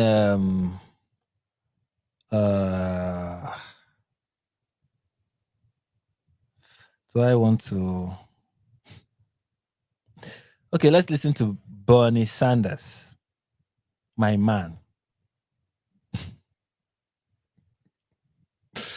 Bernie, my man. Let's listen. I mean, if you want to really find fault with 1 or 2 things that he said here, you can, but generally what he said was, very reasonable. And let's listen to it. Thank you very much for joining me. I want to say a few words regarding the terrible murder yesterday of Charlie Kirk, someone who I strongly disagreed with on almost every issue, but who was clearly a very smart and effective communicator and organizer, and someone unafraid to get out into the world and engage the public. My condolences go out to his wife and his family. A free and democratic society, which is what America is supposed to be about, depends upon the basic premise that people can speak out, organize, and take part in public life without fear, without worrying that they might be killed, injured, or humiliated for expressing their political views. In fact, that is the essence of what freedom is about and what democracy is about. You have a point of view, that's great. I have a point of view that is different than yours, that's great. Let's argue it out. We make our case to the American people at the local, state, and federal levels, and we hold free elections in which the people decide what they want. That's called freedom and democracy. And I want as many people as possible to... I just want to pause here and point out the irony of what he is saying.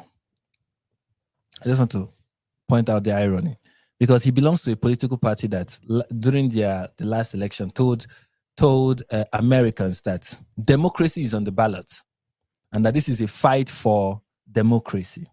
That is what they said. Democracy is on the ballot. That is what was repeated in the West. Democracy is on the ballot. This might as well be our final election. Even Hitler was elected, so we are told, and that this might be the last election and the most important election in American history. That is what they said. And they said if Trump becomes president, this will be the last. That is their message. That was the message that they spread. Now, when you spread that type of message and then you turn around and say, oh, actually, in a democracy, two people just present ideas and then whoever wins in the election wins. It is what it is. No. Not when you say your democracy is on the ballot and if you don't win, then this is the end of democracy itself. Even though your candidate did not become candidate through the democratic process. She was not nominated via the democratic process. There was no primaries. There was none.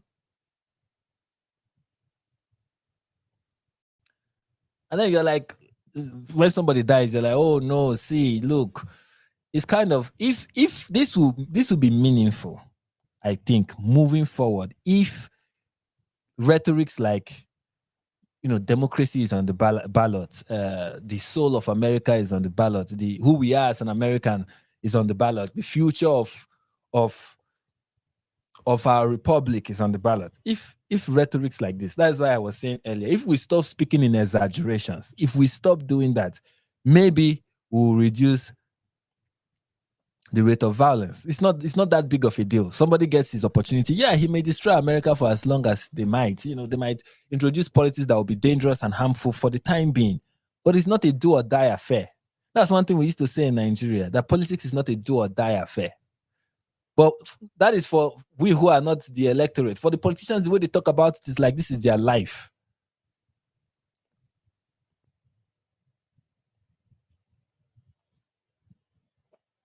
To participate in that process without fear. Freedom and democracy is not about political violence. It is not about assassinating public officials. It is not about trying to intimidate people who speak out on an issue. Political violence, in fact, is political cowardice. It means that you cannot convince people of the correctness of your ideas, and you have to impose them through force. Every American, no matter what one's political point of view may be, must condemn all forms of political violence and all forms of intimidation. We must welcome and respect dissenting points of view. That's what our Constitution is about. That's what our Bill of Rights is about. That, in fact, is what freedom is about. The murder of Charlie Kirk is part of a disturbing rise in political violence that threatens to hollow out public life I think they're about to start. and make people. I think they're about to start. Sorry, I have to. We have to interrupt this broadcast. Okay. She comes on stage and then she goes off the stage. Are you talking or are you not talking? Sorry, I'm watching I have on my screen here the live briefing, and I saw somebody on stage and I thought they were about to start. And I was like, okay, let's listen. And now the person has gone off stage. Sorry, let's continue. Afraid of participating.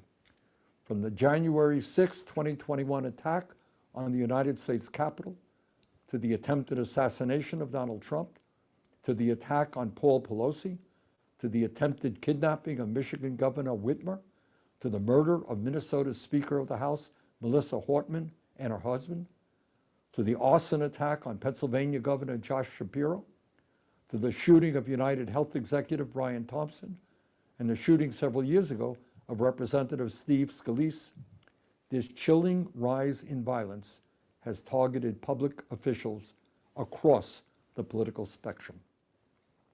Sadly, this is not a new phenomenon. We all remember the assassination. Just before we continue, did you notice that he did not mention the BLM riots? I just need to point it out. He did not mention the BLM riots. Of President Kennedy, Dr. Martin Luther King Jr., Senator Robert F. Kennedy, John Lennon, Medgar Evers, and the attempted assassinations of President Ronald Reagan and Alabama Governor George Wallace. This is a difficult and contentious moment in American history. Democracy in our country and throughout the world is under attack. And there are a lot of reasons for that which need serious discussion. But bottom line, if we honestly believe in democracy, if we believe in freedom, all of us must be loud and clear. Political violence, regardless of ideology, is not the answer and must be condemned. Thank you very much. Amen to that. Even though some of the things he said, I was like, well, but amen to that. I mean, it's like I used to say, or like I said earlier, the bar is low. So whatever you can find, take it at this point, take it. I really commend him. I really commend him for not sounding like AOC. I commend him for not using his speech to talk about gun violence and to actually focus on what this is. This is not about gun violence. Even though the word was used was a gun, this is about political violence. And when political violence is the conversation, it doesn't matter what the means of it is. People are being punched because the person people get punched in the face for saying something that the other person does not agree with. That's political violence. You see, until somebody is like, oh, pew pew, and they're like, yes, it's political violence now. Sorry. And that is from Bernie Sanders.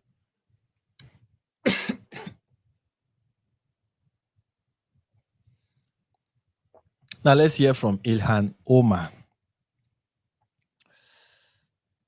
and what she has to say.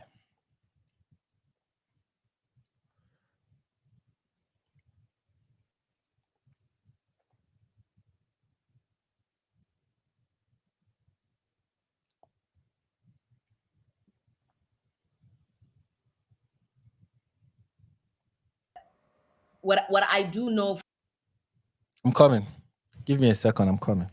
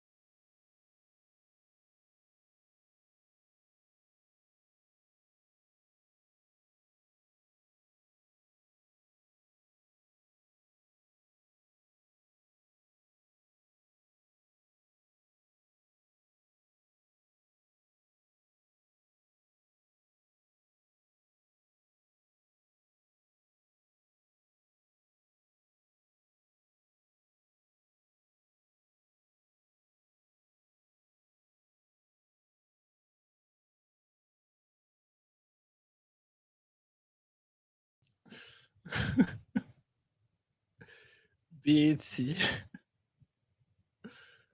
Anyways, no, I wasn't joking. I think my throat was dry.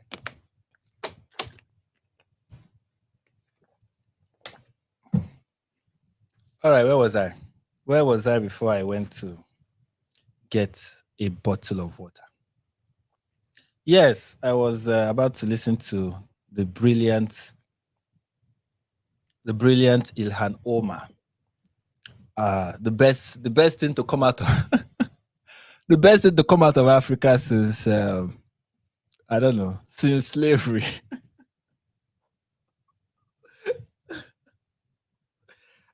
That's a joke. Before someone will say, can you imagine? Can you believe, tomorrow when people are doing a collage of the negative things I've said, they'll say, can you believe he said that? That was a joke, please. Anyways. What I do know for sure is that, Charlie was someone who once said, guns save lives after a school shooting. Charlie was someone who was willing to debate and downplay the death of George Floyd in the hands of Minneapolis police. I think he called him a scumbag. Right, have no regard, downplay. Has it started? No, it hasn't. Has it? What I'm looking at here has not started, though. Let me check. Let me check somewhere else, but it hasn't. But it hasn't. Let me minimize this and go live. It hasn't. Erica. Oh, it has.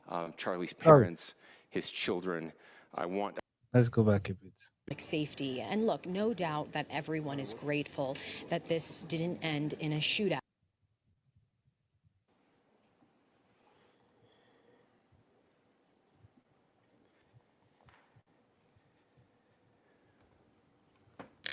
Good morning, ladies and gentlemen. We got him. Wow. On the evening of September 11th, a family member of Tyler Robinson reached out to a family friend who contacted the Washington County Sheriff's Office with information that Robinson had confessed to them or implied that he had committed the incident. This information was relayed to the Utah County Sheriff's Office and scene investigators at Utah Valley University. This information was also conveyed to the FBI. Investigators reviewed additional video footage from UVU surveillance and identified Robinson arriving on UVU campus in a gray Dodge Challenger at approximately 8:29 a.m. on September 10th, in which he is observed on video in a plain maroon t-shirt, light-colored shorts, a black hat with a white logo, and light-colored shoes. When encountered in person by investigators in Washington County on September 12th, in the early morning hours, Robinson was observed in consistent clothing with those surveillance images. Investigators interviewed a family member of Robinson who stated that Robinson had become more political in recent years. The family member referenced a recent incident in which Robinson came to dinner prior to September 10th, and in the conversation with another family member, Robinson mentioned Charlie Kirk was coming to UVU. They talked about why they didn't like him and the viewpoints that he had. The family member also stated Kirk was full of hate and spreading hate. The family member also confirmed Robinson had a gray Dodge Challenger. Investigators identified an individual as the roommate of Robinson. Investigators interviewed that roommate, who stated that his roommate, referring to Robinson, made a joke on Discord. Investigators asked if he would show them the messages on Discord. He opened it and showed several messages to investigators and allowed investigators to take photos of the screen as each message was shown by Robinson's roommate. These photos consisted of various messages, including content of messages between the phone contact named Tyler with an emoji icon and Robinson's roommate's device. The content of these messages included messages affiliated with the contact Tyler, stating a need to retrieve a rifle from a drop point, leaving the rifle in a bush, messages related to visually watching the area where a rifle was left, and a message referring to having left the rifle wrapped in a towel. The messages also refer to engraving bullets and a mention of a scope and the rifle being unique. Messages from the contact, Tyler, also mentioned that he had changed outfits. I know there's been speculation as well as to the writing on those casings, those bullet casings, and I believe we have that as well. And I will share that with you now. So the area north of Campus Drive Road where the suspect crossed over, you saw some of that in the video that we released last night, consists of a grassy area with trees on the edge of the UVU campus. Investigators discovered a bolt-action rifle wrapped in a dark-colored towel. The rifle was determined to be a Mauser Model 98 30-06 caliber bolt-action rifle. The rifle had a scope mounted on top of it. Investigators noted inscriptions that had been engraved on casings found with the rifle. Inscriptions on a fired casing read, "Notices, bulges, capital O-W-O, what's this, question mark." Inscriptions on the 3 unfired casings read, "Hey fascist, exclamation point, catch, exclamation point." Up arrow symbol, right arrow, and symbol, and 3 down arrow symbols. A second unfired casing read, "Oh Bella Chow, Bella Chow, Bella Chow, Chow Chow." And a third unfired casing read, "If you read this, you are gay, LMAO." We are indebted to law enforcement across the state who has worked seamlessly together, local law enforcement, state law enforcement, and our federal partners with the Federal Bureau of Investigation. We're grateful for everyone who worked together in such a short amount of time to find this person and to bring justice. I want to thank the public who has been so engaged, reviewing videos, helping us with sending in tips, and helping us get to this point. I want to thank the family members of Tyler Robinson who did the right thing in this case and were able to bring him into to law enforcement as well. I especially want to thank the family of Charlie Kirk, Erica, Charlie's parents, his children. I want us to be thinking of them as we bring justice in this case. They will be involved in that justice. We will be working very closely with them as we move through this process as well. This is a very sad day for our country, a terrible day for the state of Utah. But I'm grateful that at this moment we have an opportunity to bring closure to this very dark chapter in our nation's history. With that, I will now turn the microphone over to the director of the FBI, Kash Patel. I'm so grateful that he has finally been caught. He turned himself in, apparently. Thank you, Governor. This is what happens when you let good cops be cops. The FBI and our partners are proud to stand here today together to bring justice to the family of Charlie Kirk and honor his memory. I want to express my deep gratitude to President Trump, the Vice President, and the entire White House who have been so incredibly supportive with both resources and just personally to the FBI as a team. They had our backs the entire way, and I just want to express my gratitude for giving us the resources we need to operate in this space to bring this sort of justice at this sort of speed. In 33 hours, we have made historic progress for Charlie. Governor Cox, our partnership has been absolutely incredible these last few days. Our partnership will endure. Your state and local partners, your sheriffs, your DPS community has been unbelievably impressive in the hardest of times. And a case like this cannot be solved, cannot be brought without partnering with your state and local authorities. The FBI has a certain role to play, and we will play that role, and we will lead out for the federal government. But Governor Cox, we are so grateful for your state partnership that led out on this investigation. What will make him be this dangerous is Charlie was shot at 12:20. What will make that kind? If what you wrote there is true, and he's just 22, Tyler Robinson, just 22, and engaged in such heinous act, willing to throw his life away like that. His ideology. I mean, from what was said, he believed that he believed Charlie Kirk was dangerous and had dangerous rhetoric and, had harmful rhetoric. And of course, you can see some of the things that was engraved in the ammunition. Hey, fascist, catch. He's he has been indoctrinated. This is somebody who is of university age. This is somebody who has been indoctrinated. This is somebody who,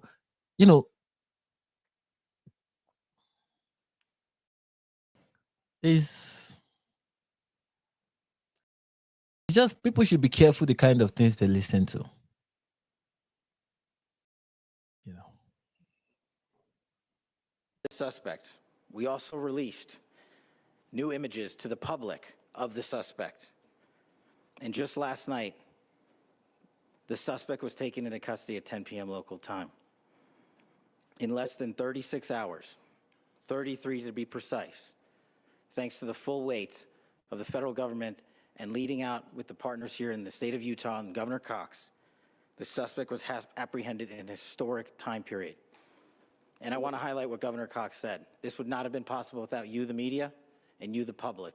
That's why we went so public, so fast, and we're so transparent, and we're committed to that transparency.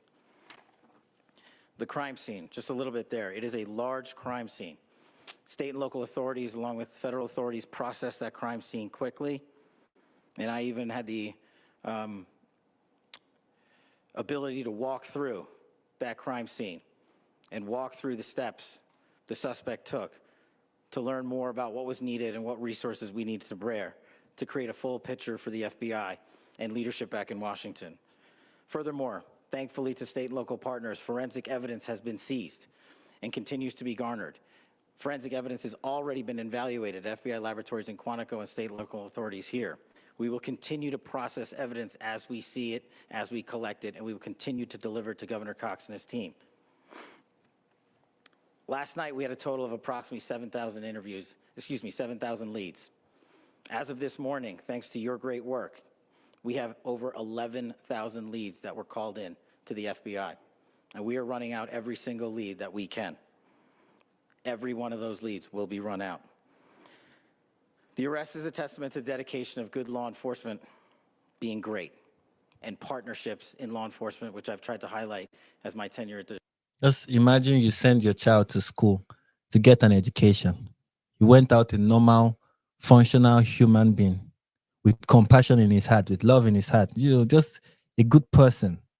And then he graduated a terrorist.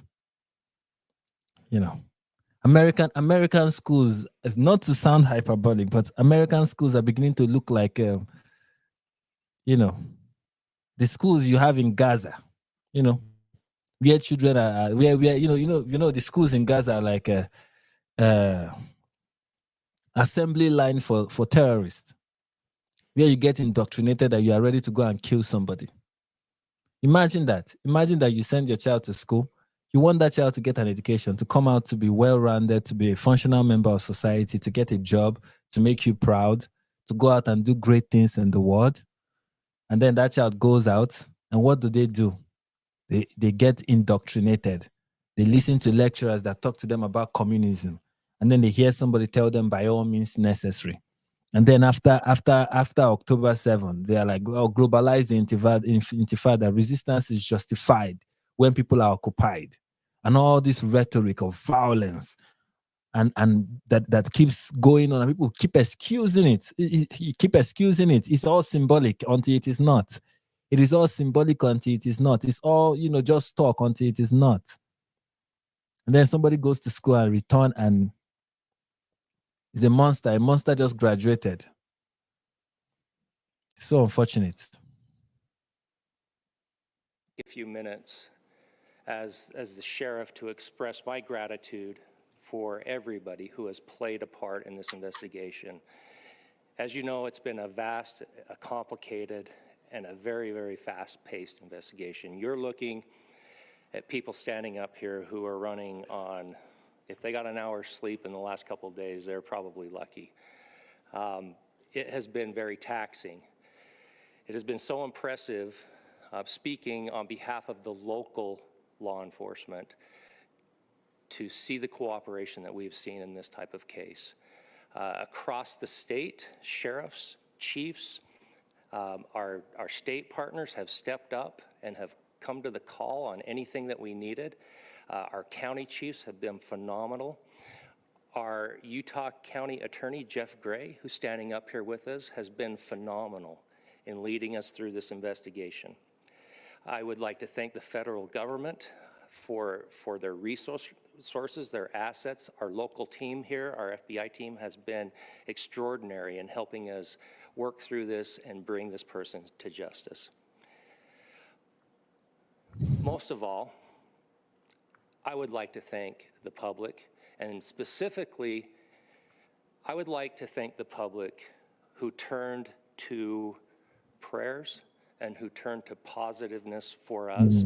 I would like to thank them on behalf of the law enforcement community because we needed those prayers. That's what we needed to get through this. We needed your support, and you gave it to us. We needed your patience, and you gave it to us. And I would like to thank you for the Kirk family because that's what they need, is your support and your prayers, and that will get us through all of this. So thank you, everybody, for everybody that have stepped up. We've had such a phenomenal response to this. Thank you. You know, for me, this explains why, honestly, I think for me, it explains why you have children on campus who saw what happened on October 7 and celebrated it on October 8. There is no difference. Those people celebrating on October 8, we are not celebrating. We are celebrating the death of innocent people who they don't know, who they don't even know what these people stood for, what they represented.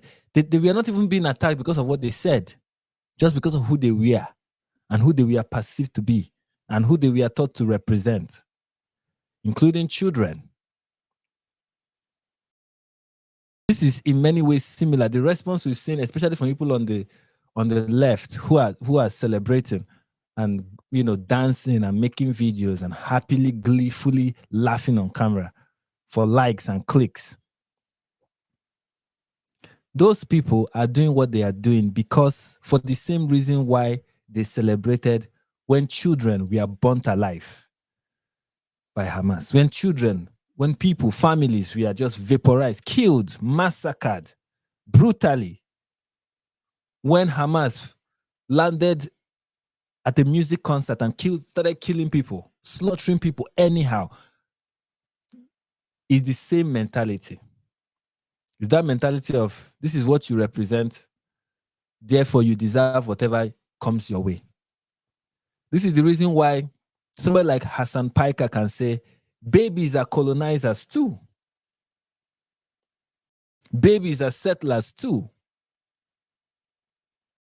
This is why someone like Hassan Piker can say that that the US deserved 9/11. It's the same mentality. It's the same mentality. The same mentality. And it goes to show just how anything that will make somebody think like that, anything that will make somebody adopt that kind of mindset is from the pit of hell. It is demonic. Anything that makes, if you even find yourself beginning to think like that, ask yourself, have you given yourself, have you opened the door for demons? Have you opened the door for negative demonic influences in your life? Because that is what it is. You have to be from the depths of hell to think like that, to act like that, to believe that, to even have the audacity to proudly and boldly express it. There were times where people had negative thoughts and they're like, yeah, let me not voice my intrusive thoughts. I thought there was a time where we had something like that. But of course, we live in the age of oversharing. So, it's just unfortunate. It's really tragic. It's really tragic. Tragic for the family of Charlie. Tragic for the society, the state of the society where this is okay and this is celebrated. Just all-round tragedy. All-round tragedy. But I'm grateful to God. I am really grateful. I'm really grateful to God that this person has been apprehended and will face justice. But at the same time, I'm heartbroken that this is a 22-year-old who was turned into a monster.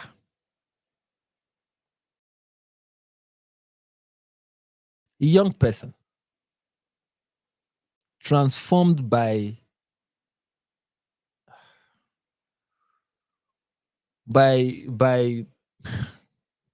an ideology that is now leaning towards terrorism. This is what it is. And right now, more than ever, we need God to help us because, I used to say, back when I was growing up, every time as a Nigerian, when things go bad in Nigeria, we'll say, look at America, look at the UK. Such a thing would not happen there. That was what we used to say back then. This kind of nonsense cannot happen in these developed countries. They cannot allow this kind of thing. When will Nigeria become like the US? When will Nigeria become like the UK? When are we going to have nice things like they do? Now?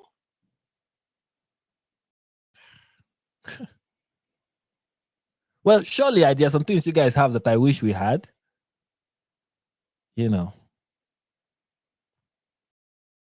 But it is safe to say that the lighthouse of every developing country, because that is what it was. That was what the West used to be, a lighthouse for every other developing country to look and say, okay, this is the direction, this is where we should go.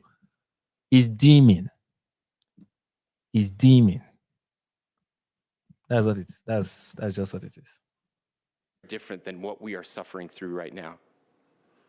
Not by pretending differences don't matter, but by embracing our differences and having those hard conversations. I think we need more moral clarity right now. I hear all the time that words are violence. Words are not violence. Violence is violence. And there is one person responsible for what happened here. And that person is now in custody and will be charged soon and will be held accountable. And yet, all of us have an opportunity right now to do something different. I want to thank my fellow Utahns. This bad stuff happens. For 33 hours, I was praying that if this had to happen here, that it wouldn't be one of us, that somebody drove from another state, somebody came from another country. Sadly, that prayer was not answered the way I had hoped for, just because I thought it would make it easier on us if we could just say, hey, we don't do that here. And indeed, Utah is a special place. We lead the nation in charitable giving. We lead the nation in service every year. But it did happen here. And it was one of us. But I want you to look at how Utahns reacted the last 2 nights. There was no rioting. There was no looting. There were no cars set on fire. There was no violence. There were vigils and prayers and people coming together to share the humanity. And that, ladies and gentlemen, I believe is the answer to this. We can return violence with violence. We can return hate with hate. And that's the problem with political violence, is it metastasizes. Because we can always point the finger at the other side. And at some point, we have to find an off-ramp, or it's going to get much, much worse. But see, these are choices that we can make. History will dictate if this is a turning point for our country. But every single one of us gets to choose right now if this is a turning point for us. We get to make decisions. We have our agency. And I desperately call on every American, Republican, Democrat, liberal, progressive, conservative, MAGA, all of us to please, please, please follow what Charlie taught me. I'll just conclude with with words I share often from a friend and author, Yuval Levin, who was asked if he was optimistic about our country, and he said, "I'm not optimistic." He said, "I hate optimism." Like, that sounds bad. But he said, optimism is a vice. It's this idea that good things are just going to happen. And he said, in the history of the world, good things have never just happened. He says, I'm not optimistic, but I am hopeful. And hope is the virtue that sits between the vices of optimism and pessimism. Hope is the idea that good things are going to happen because we can make them so. I still believe in our country, and I know Charlie Kirk believed in our country. I still believe that there is more good among us than evil, and I still believe that we can change the course of history. I'm hopeful because Americans can make it so. Ladies and gentlemen, we're happy to answer any questions you might have. All right, before they start throwing questions, I just saw this and I wanted to read it.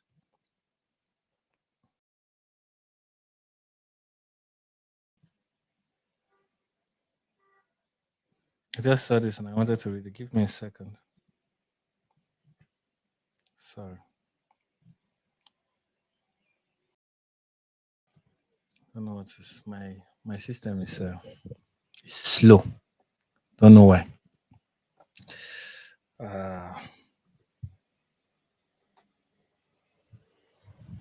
It says,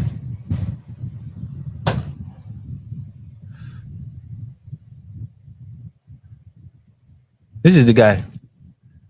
This is the guy. This is Tyler Robinson. 4.0 GPA. Brilliant student. Was doing well in school. Look at his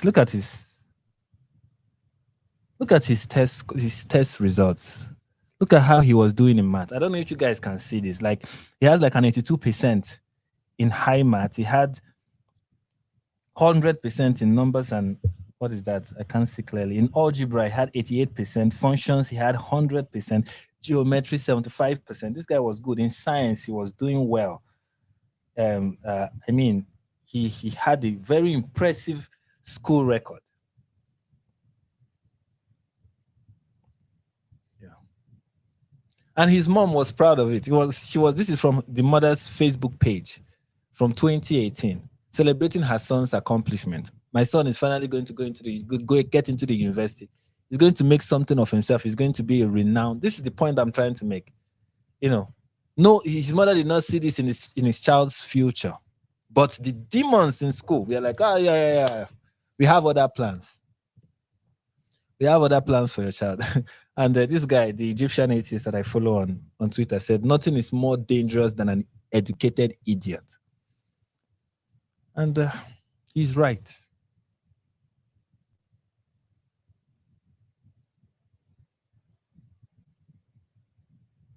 Those of you that don't know where Washington County is, it is the southwesternmost part of the state of Utah. It's about a 3.5 to 4 hour drive from here, where we are right now, and that's where he lived and where they turned him in. Please, I'll go here. He was turned in by his father. I can't share any more than what I've already shared. Yeah.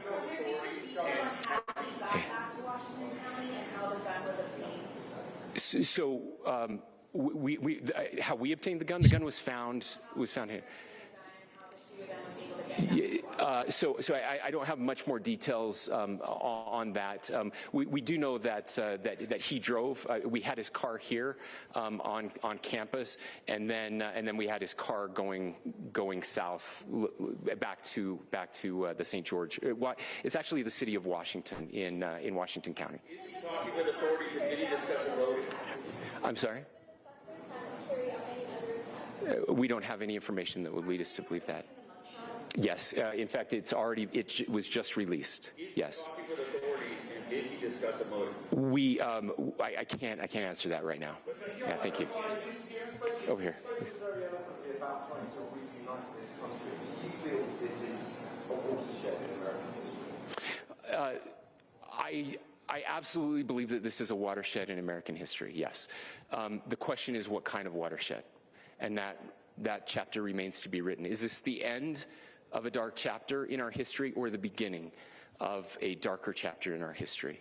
Look, I mean, if you look at true political assassinations in this country of someone of this stature, this feels a lot like the late 60s, and having one so gruesomely displayed on camera in all of our hands and in all of our pockets. We are not wired as human beings. Check this out, guys.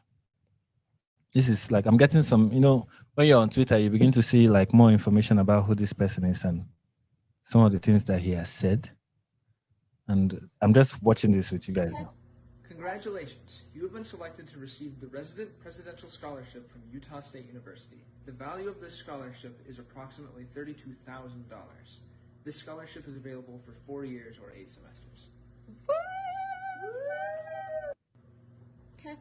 Congratulations. You And have this been kid selected do to it. receive the Resident Presidential Scholarship from Utah State University. The value of this scholarship is approximately $32,000. This scholarship is available for 4 years or 8 semesters.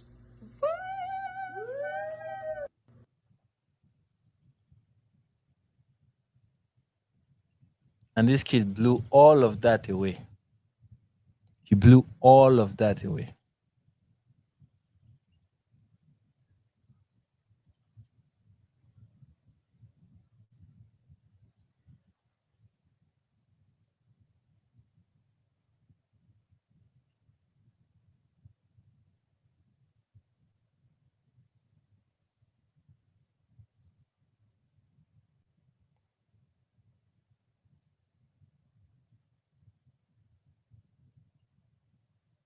"22-year-old with a bright future, with an impeccable academic record."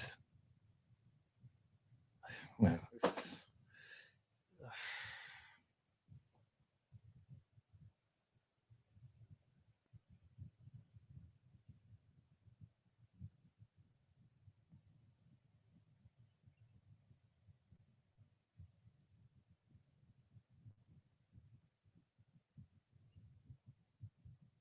this is from his mother's Facebook.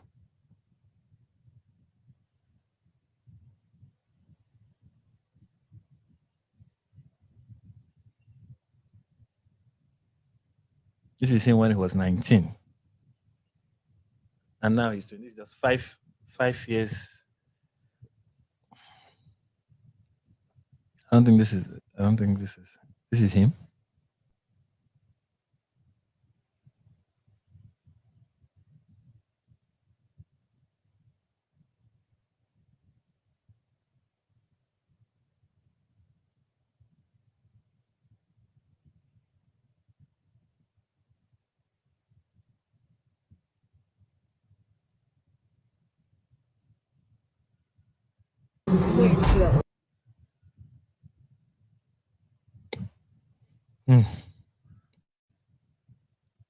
Young man like this just decided to throw his life away. Decided to just throw his life away. had lived for a long time with his family in Washington County, in the southernmost part of our state. Thank you, everyone, for your great work in getting this information out. I just say, process-wise, this may be important. I know many of you aren't familiar with the process in Utah. I think it's important that you understand that basically we have 3 days for charging documents to be filed. A CI will be filed. We'll have more information then, more detailed information as those charging documents are filed in preparation for a preliminary hearing. So 3 days. So we would anticipate then that early next week those charging documents will be filed. We will obviously be working. The county attorney will be working very closely with Mr. Kirk's family as those documents and decisions are prepared and made. Thanks, everyone. Tandem. And that is the governor of Utah, Spencer Cox, speaking there. Alongside him, speaking to reporters, was the director of the FBI, Kash Patel, and other law enforcement officials. But Governor Cox spending the greatest amount of time speaking to reporters there. Just to recap, and there was a lot to go through there, just to recap the key points, he is saying that 22-year-old Tyler Robinson, who is the suspect in the shooting of Charlie Kirk, was persuaded to hand himself in by a family member. He says a family member of Tyler Robinson reached out to a family friend who then contacted a sheriff with information that Robinson had confessed or implied that he had committed the shooting. We also heard him asked towards the end of that news conference about the clothing that Robinson was wearing. He arrived apparently at the university in one set of clothing. Governor Cox said that he changed on the roof from which it is alleged he shot Charlie Kirk, and then subsequently changed back into that original set of clothing. We heard that a member of the suspect's family has told investigators that Tyler Robinson had become more political in recent years. This family member recalled a recent incident in which Robinson came to dinner, mentioned that Charlie Kirk was coming to Utah Valley University, and talked about why he didn't like him and the viewpoints he had. And the family member, according to this report, said that Robinson had said Kirk was full of hate and spreading hate. My colleague Rajini Vajanathan is with me here in the studio, has been listening to all of that as well. So a bit more detail emerging, and really, really interesting as well, Rajini. Okay. That is that about that. That is the press briefing, as we all can see. And that is the unfortunate state of things. Good and bad at the same time. Good and bad at the same time. Thank God that he has been caught. Thank God he's going to face justice. Thank God that something is going to be done about this to demonstrate to others that you don't do something like this. And hopefully there will be no copycats. Hopefully no one will look at this and emulate it. Hopefully society will, Western society will shun this vehemently, such that nobody will get the idea to do anything like this in the future. Hopefully we have a conversation, the West in particular will have a conversation of what they are teaching people. Let me just give you an example of what I'm saying. It's one of the things I want to cover. And I think it demonstrates the point I'm trying to make. This is a story about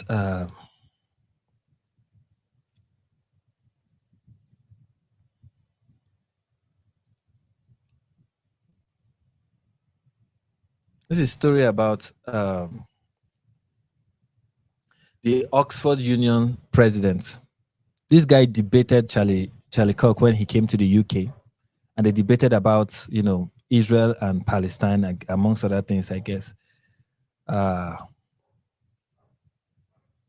And the Oxford Union, the leadership of the Oxford Union, had a WhatsApp group, and let me show you what he said. Hope I get the right one.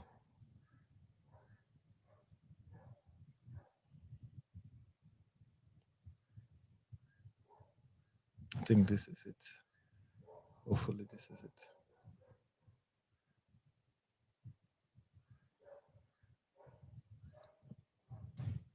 This is the guy. This is George Abaronye. So as I paused before I said this, the last name or the family name, Abaronye. That's an Igbo name. That's an Igbo last name. This is somebody from Nigeria. This is a native of this part of the world. And he's an Igbo person from his last name. His parents did everything they could to leave this cesspool of corruption, right? To get a better life for this young man. I know how Igbos are. Igbos are people that strive for excellence. We strive for excellence. We want to give our children the best. And I believe that that's what his parents wanted to do. And they sent this boy. I'm very sure they also migrated to, because with the way he speaks, he's not somebody who grew up here. So he grew up over there, right? With his parents. One of them, or maybe both of them. Probably his father. And I'm very sure how Igbo fathers are. These are people who want the best for their children. I'm very sure he did his best to give this guy the best. You know, he made it into Oxford. Now, granted, I've seen people say he didn't really deserve to be there. The grade requirement, he didn't really meet it. But I guess, DEI also exists in the UK. I will not be surprised. But regardless, he made it to Oxford. And I'm sure that when that happened, his parents were excited. Our son made it to Harvard. Look at the success story. Who can tell me that the West is evil? Somebody from Nigeria, somewhere from a third world country, could make it to the UK, and now he is in Oxford. I mean, this is success. And now he's Oxford Union president. Hallelujah. Otito didi Jesu. Glory to God, honor to Mary. And he gets to debate, a prominent figure. This guy is going places, right? But he has been indoctrinated to see violence as, just normal behavior. This is normal. Such that when he heard that this person had been shot and is dead, first thing he said was, Charlie Kirk just got shot. LOL. That was the first thing he said. And he posted it as a status, I guess, on his status on WhatsApp. Then the second thing he said is, Charlie Kirk just got shot. Let's effing go. And now he's famous for all the wrong reasons. And with the call going on right now all over places in the West, looking for people to get fired, he will lose his position as union president. Do you think this guy stands a chance? Maybe you don't know how crazy the West can get tomorrow, but do you think he stands a chance of getting an employment? Stupid mistakes like this is how people throw their life away. For what? For simply disagreeing. What is the thing that Charlie is saying that is going to affect this guy in the UK? That he supports Israel? Oh, he's pro-gun. You live in the UK, young man. How does that even affect you?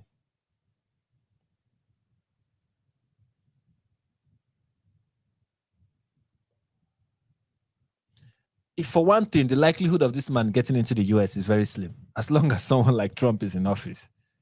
Because Marco Rubio has stated that people who are not citizens of America that made this statement on that publicly celebrated the death of Charlie Kirk will be deported. He has made the statement that will happen. People who have struggled to come into the United States, throwing everything away. You're throwing everything away for what? But I'm sure there is a group of leftists out there telling people like this that, oh, you are a hero. I know you're about to lose everything, but trust me, bro, you are a hero. And you are a matter for the true free speech of, being a piece of the stuff in Pampas. Until that is pinning me about this guy, that surname tells you all you need to know. This is somebody who is from this part of the world. I thought Igbo people are supposed to be smart. Eh? Apparently, when he left, he dropped maybe his family dropped the smartness over here.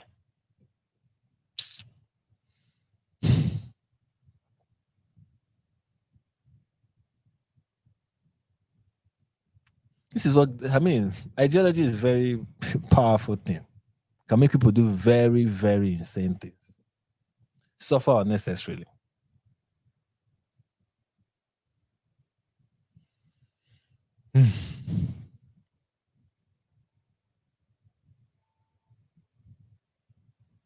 I mean, let's hear it from let's hear from people that we expect to be despicable.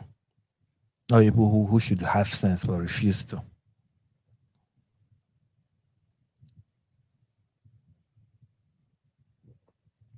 This is from our very good friend, the Muslim cowboy.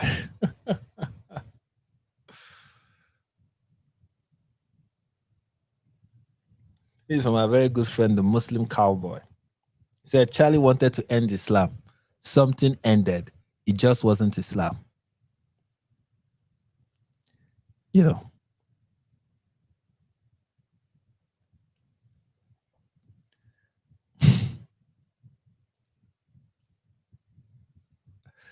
Muhammad wanted to wipe out Jews from the Arabian Peninsula. But something was wiped out. Someone's aorta was severed. Hint, it wasn't that of the Jews. And then this is his prayer, as a true Muslim that he is, in the fashion of his great prophet, the great Arabian genius, who thought camel urine was good, was medicinal, highly medicinal. I mean, this is the powerful contribution of Islam to the field of medicine. That camel urine can it can cure AIDS at this point. The man who was reading in the Arabian desert at night by some strong Pakistani men. I mean, he was the first victim of grooming gangs. They groomed him and oh my goodness, they took turns on that old man. Gave him the virality of 30 men.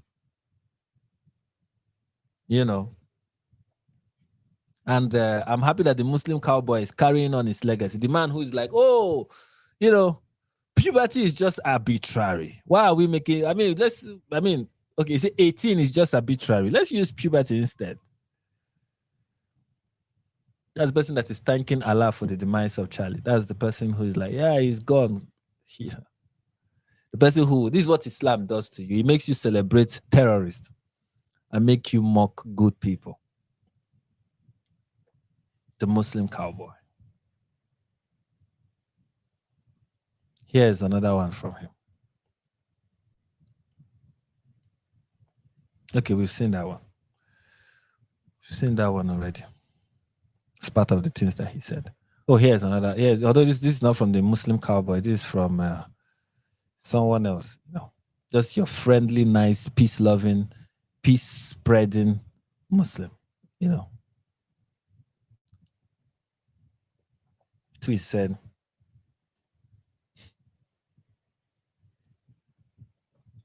Charlie Kirk planned and Allah planned. Indeed, Allah is the best of planners. You mean the best of deceivers.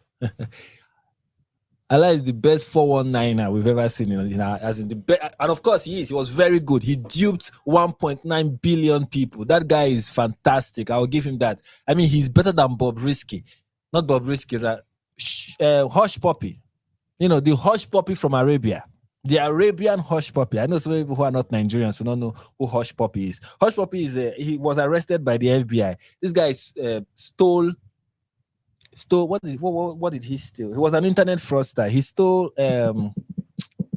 what's that thing that the government was giving people during COVID? What was it called? Someone remind me in the call. There was something government was giving people during COVID. He stole it. He was able to siphon it. Get people stole it. That's the kind. And that was like grand. When we as Nigerians had the news, we were like, "Yo, this guy is really topping the stimulus." Yeah, he stole people's stimulus packages. That is what Hush Puppy did. I say Charlie Puppy. People, let me not call somebody who is a musician before somebody sue me. No, that's what Hush Puppy did. Hush Puppy. That's what he did. And Muhammad is the Hush Puppy of Arabia. swindled and duped 1.9 billion people. It's a fraudster, the best of fraudsters. You know, still duping people till date. Isn't that remarkable?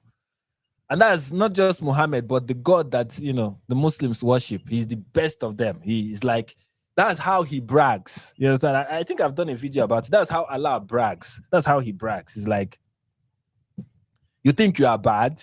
That's how Allah brags. You think you are bad? I am worse. And then in the same breath, he's like, I am the most merciful. Alhamdulillah.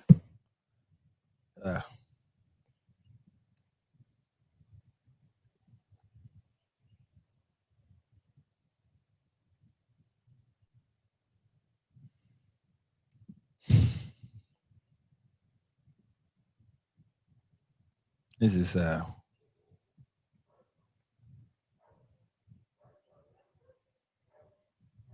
is from another, you know, well-rounded individual. She said, some people say violence doesn't belong in politics. They erase reality. Politics has always been violent. Yeah, this is somebody from Syria. So what do you expect her to say? I mean, what do you expect somebody from Syria to say about violence and politics? I mean, what do you expect? You know, colonization? Yeah, of course. Tell me about colonization. Slavery? Yeah. Now she's speaking that's the language that she's familiar with. And then she throw in one that she's like, oh yeah, this is the one that is very regional. Every other thing she mentioned is like, and the funny thing is that she's not even okay, she's from Florida. Jim Crow. Talk about segregation. Talk about treating people like dimmies. The war on terror. Now, the war on terror is the problem, not terror itself. The war on terror. Drone strikes, which is obviously mass incarceration, police brutality, endless wars abroad. All of this is violence.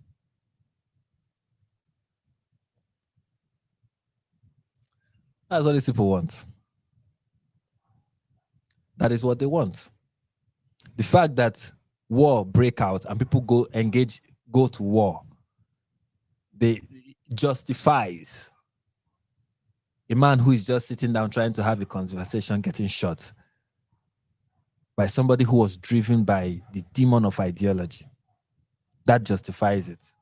As far as Micheline is concerned. Now, she wants to explain what we mean when we say violence should not, we condemn violence. What do we condemn actually? They condemn violence. They say violence does not belong in politics when it threatens whiteness or power.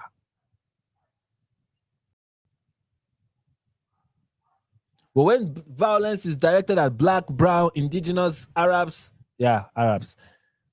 or immigrant community, it is normalized as the way politics works. Who has ever normalized violence against black people? Who has ever normalized and said, oh, it is normal to? Who has ever gone out and said, you know what we want to do? And who has ever raised the war and said, you know what we want to do? We want to just kill Arabs. We want to commit acts of violence against Arabs. Who have ever done that? Who? I'm sure there are people out there who want Arabs dead. But who? Guys, give me a second.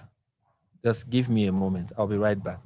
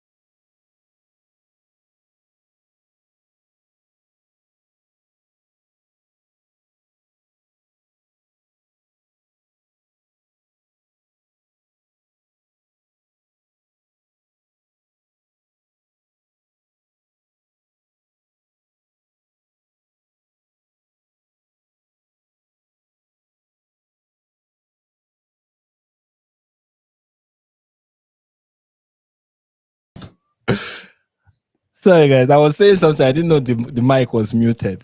My wife just got back. That's why I went to greet her. She said I should greet you people.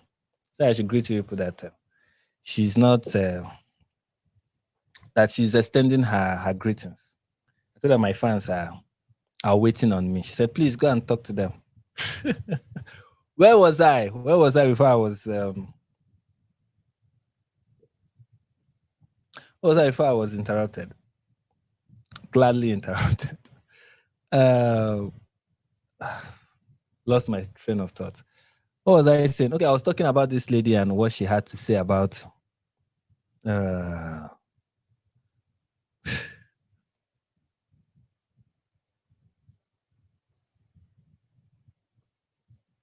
thank you. She will hear. She will hear. Babe, they are greeting you. She will hear. What was I? I can't even remember what I was talking about.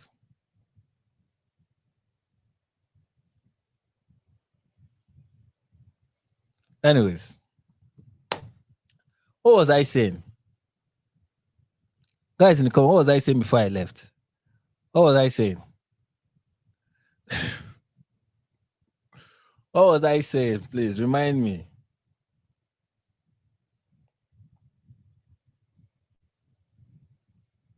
Can you imagine? Can you imagine these people? Please remind me what I was saying.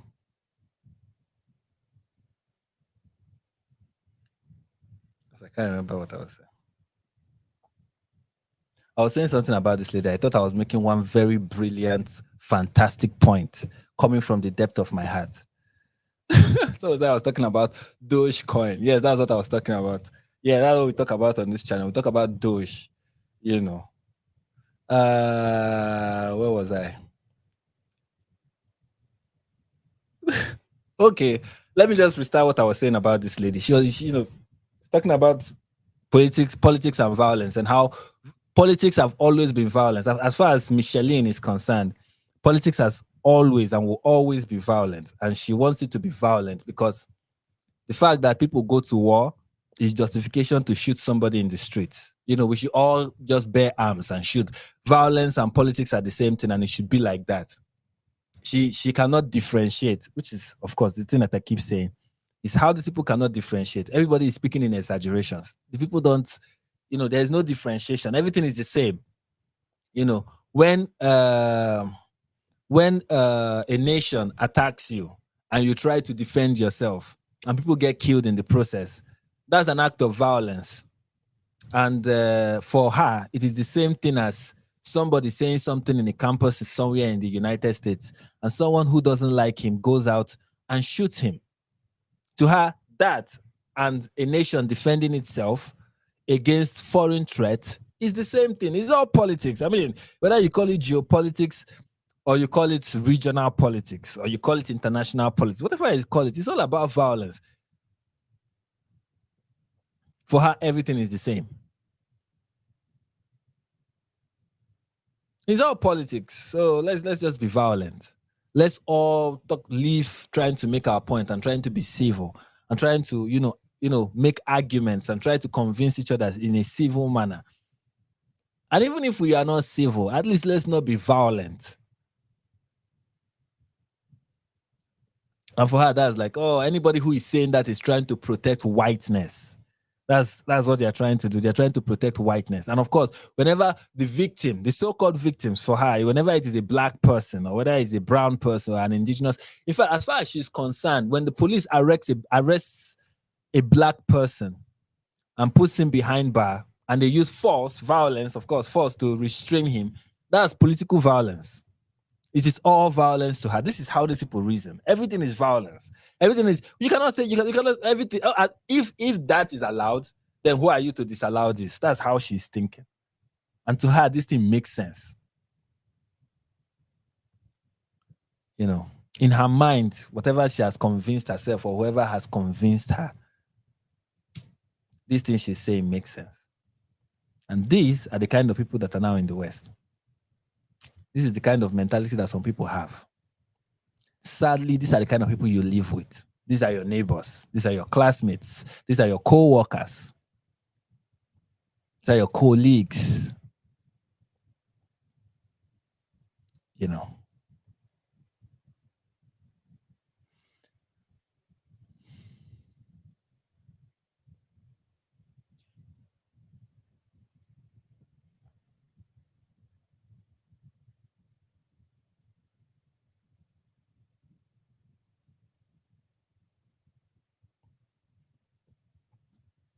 And this is from Momodu, or just Momo, or like we say in Nigeria, Mumu. He said, Charlie Kirk recently said to a Palestinian that there is no such thing as Palestinians. Well, now look, there is no such thing as there's no longer such a thing as there's no longer such a thing called Charlie Kirk. There is such a person, and it's not a thing. Anyways, why who tried to get a Muslim to humanize somebody? Good luck. But still, there is no such thing as Palestine. I think that's what he was trying to say. There's no such thing as Palestine. You see, this is the same way trans people behave, the so-called trans people. When you tell them that transgender, there's no such thing as a trans person. Oh, you are erasing me. It's the same thing as killing me. This is the same thing. Muslims are really, at this point, I don't know who is teaching who. I don't know who is learning from who. It looks like the two of them are just leftists and Islamists are just exchanging ideas.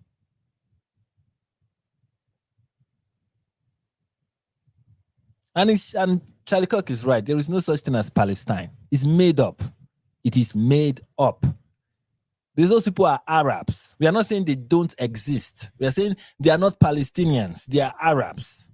That is who they are. Palestinian Christians, Arab Christians. Palestinian Muslims, Arab Muslims in the region that was once called British Mandate of Palestine.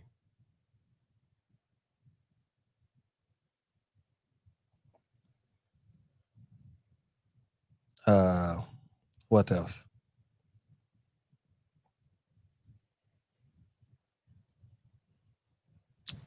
All right,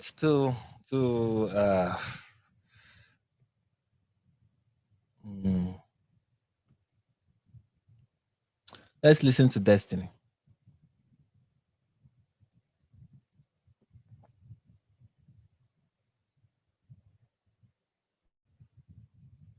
Let's listen to our very good friend Destiny and what he has to say. And this is Destiny trying to be funny, of course, because he's a renowned comedian. And vehicle traffic. Renowned comedian. God, you know, it'd be so horrible.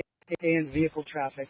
God, you know, it'd be so horrible if for like a final fundraiser, Turning Point could like sell, like, I went to Charlie Kirk's last event and survived shirts or whatever. I'm just kidding. That would be horrible.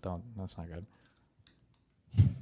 And vehicle traffic. That's supposed to be a joke. My goodness, these people. These people. These people.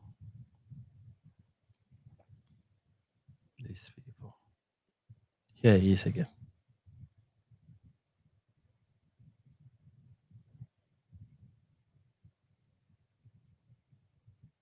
One shot. Yep. All right. What do you think conservative response to this will be? It's going to be the exact same response that it always is. It's going to be blaming the left. It's going to be a call for more aggressive rhetoric towards the left. It's going to be a call for the left to condemn or disavow or whatever the fuck. Anybody on the left that does any sort of disavow, whatever bullshit, I think is cucked and weak. I saw Newsom doing it earlier. This guy, somebody who allowed someone else to sleep with his wife, who was in an open marriage. And, you know, people were sleeping with his wife. He's calling anyway, sense of irony is something that is lost on these people. Like, these people are cocked and weak. Dude, this is projection. I think those people are not. I think those people are trying to be better people, are trying to actually say, you know what, we are not going to be defined by violence. But, I mean, what do I know? Again, maybe they are cocked and weak. You know, it takes one to know one after all.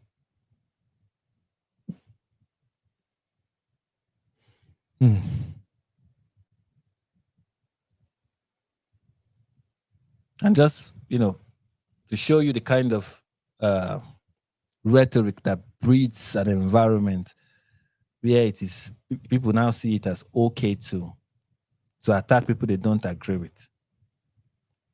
I'm sick and tired of it.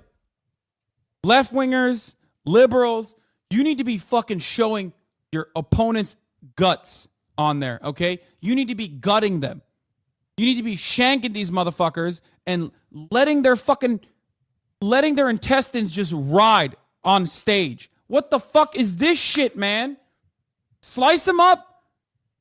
Slice them and fucking dice them. What the fuck is this? You cannot have a bigger fucking layup. You could not have had a bigger fucking layup than a horrible candidate like Herschel Walker. Sure, he was prepared very well. And Herschel Walker actually had a good thing. For those who did not hear it, let me play it again. I'm sick and tired of it. Left-wingers, liberals, you need to be fucking showing your opponent's guts on there, okay? You need to be gutting them. You need to be shanking these motherfuckers and letting their intestines just ride on stage. What the fuck is this shit, man? Slice them up. Slice them and fucking dice them. What the fuck is this? And that's it. You know what is funny about people like Hassan Piker? He will not do it, though. He will not do it. He will not. This guy is too cowardly. You know, the on-the-ground journalist that he is, that always sits in his bedroom. That on-the-ground journalist that gets his on-the-ground journalism from, he gives you on-the-ground reporting by staying in his house.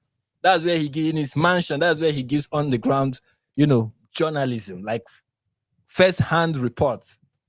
The best of the best in doing that. He will not do any of those things he's telling you to do. He tells you to boycott Pepsi and then stacks his fridge with Pepsi. That's the kind of person this guy is. And then you act, but for these people, the person that is calling for violence, the person who is like, I don't think men should be in women's bathrooms. That is the person calling for. But this person like dice them up, let their guts, spill over, slice them up, dissect them. This person is not calling. This person is a preacher of peace. Yeah.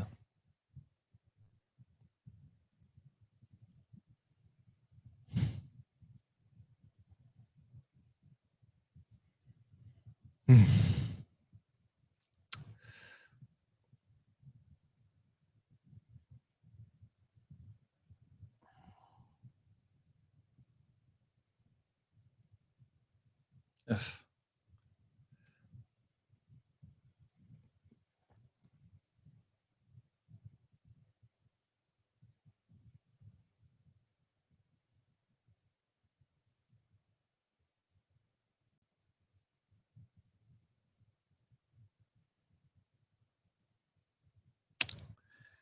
It's quite unfortunate. Anyways, to wrap this up, let's look at some of our favorites.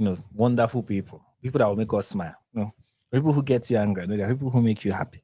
Let's look at those who make us happy. I'm talking about none other than Ian Carroll. The historian also. The expert on World War II. And this is what he had to say. These are the best of peoples. These are really like fantastic, amazing people. People whose eyes have been opened. People who are now asking questions. Who now understand how the world works. Smart, intelligent, brilliant, fascinating people. People who have the best opinion. Okay, these are the kind of people that Candace Owens, brilliant black woman. These are the kind of people that she looks up to. These are people who who motivate her politically. These are people who inform her political mindset. Great men, And this is what he had to say. Yesterday was a turning point for Israel-US relations. How? What has this to do with Israel? Well, you'll find out. Less than 24 hours and the internet already figured out who the most likely culprit was. He was their friend, He basically dedicated his life to them, and they murdered him in front of his family. Israel just shot themselves. How? No evidence. The internet has figured it out. It is the Jews. And I will be surprised if Candace Owens does not follow this line. If she does not, 2 episodes later, start calling, this a Jewish conspiracy, or the Frankist, or the Kabbalists, the occults. They are the ones that killed Charlie. It's only a matter of time before she joins them. To blame the regular suspect, despite the fact that people in Israel were shocked by this. The prime minister, the various leaders, we are sending their message of condolence, and we are really moved by what happened, and we are sending message encouraging. Somebody is shot. Jews are mourning. Jewish leaders are in mourning. Jewish people who are Jewish and who are like prominent figures in the Jewish community are mourning his demise. Muslims are celebrating. Muslims are dancing. Muslims are excited. It's Christmas for them. It's like the resurrection of Muhammad after being poisoned by a Jewish woman. Like this is like Muhammad has returned for them. They are celebrating. They are happy. But do you know who shot? Do you know who is actually the person responsible? The Jews. The kind of mentality that people operate with. Oh, it's groundbreaking. It's unusual. They think out of the box. They think outside the box of reason. In case you only want that box that you're thinking of, the box is this is the parameters of reasoning, of logic, of good sense. But that is too limiting for them. So they think outside of it. Very revolutionary set of individuals. Espousing, novel ideas.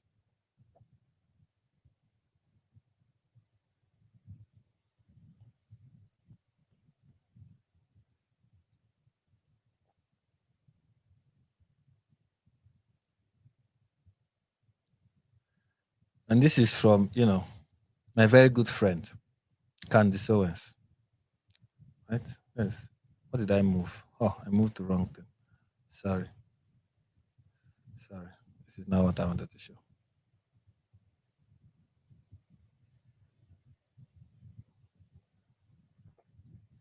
This is what I wanted to show.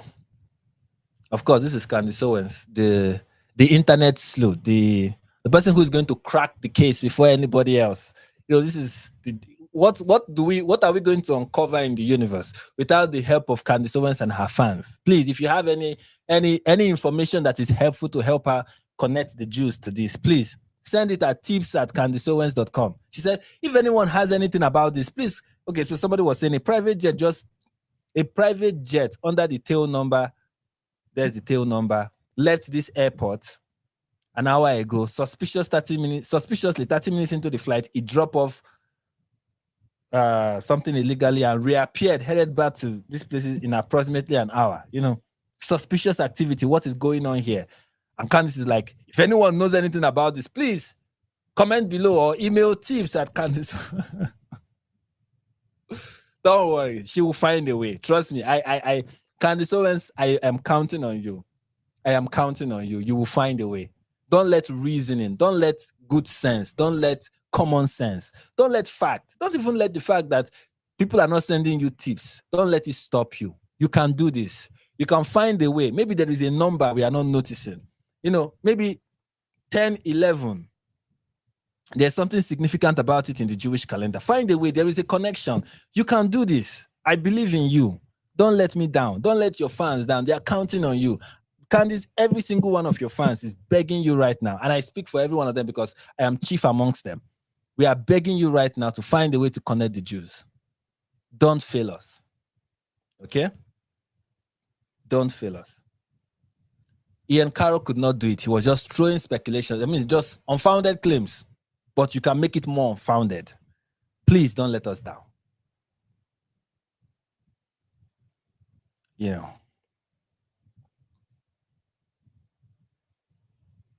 And of course, I said we are going to hear from the world's renowned historian, who knows everything that happened in the world from Adam till current day. None other than the man, the myth, the legend,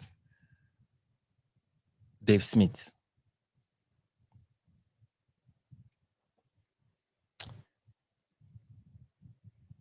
Just try to stay away from that bad force.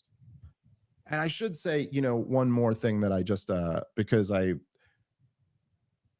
of whatever, I don't even want to get into the politics of any of it, but I did see, Ian Carroll, and I'm not trying to personally blast him or anything like that. I'm not starting any feuds or nothing. He's your man. You guys agree on 99% of things. If this is the first time and you are shocked to find yourself disagreeing with him, but just make the points, young man. Something like that. I've said nice things about Ian in the past. I know he's said nice things about me, but I see him out there and I've seen a bunch of other people doing this, but it's just if you want to go look through it, I mean, it's just crazy. But he had this post about how Israel did this. Israel just murdered Charlie Kirk. And you know me, I don't know. I'm biggest fan of Israel, but I literally just replied and I went, what evidence do we have that Israel was involved with this at all? And give them time. The woman, before you know, they'll rope you in. Just hey, there's an old saying, Dave, there's an old saying that says, show me your friend, and I will tell you who you are. Now, it doesn't always apply, but in this case, it kind of does. Birds of a feather, they flock together. Birds of a feather flock together. I mean, man, if you want to be disturbed, go look through the replies to that. It is unbelievable how people put together theory. They're like, what evidence do you have? By the way, the answer is none. We have absolutely no evidence. There's absolutely no reason to even suspect that is the case, let alone to determine that it's a fact. And all the things people are posing, it's just guys, Jesus Christ, man, I'm sorry. I just don't go for sloppy, kooky theories.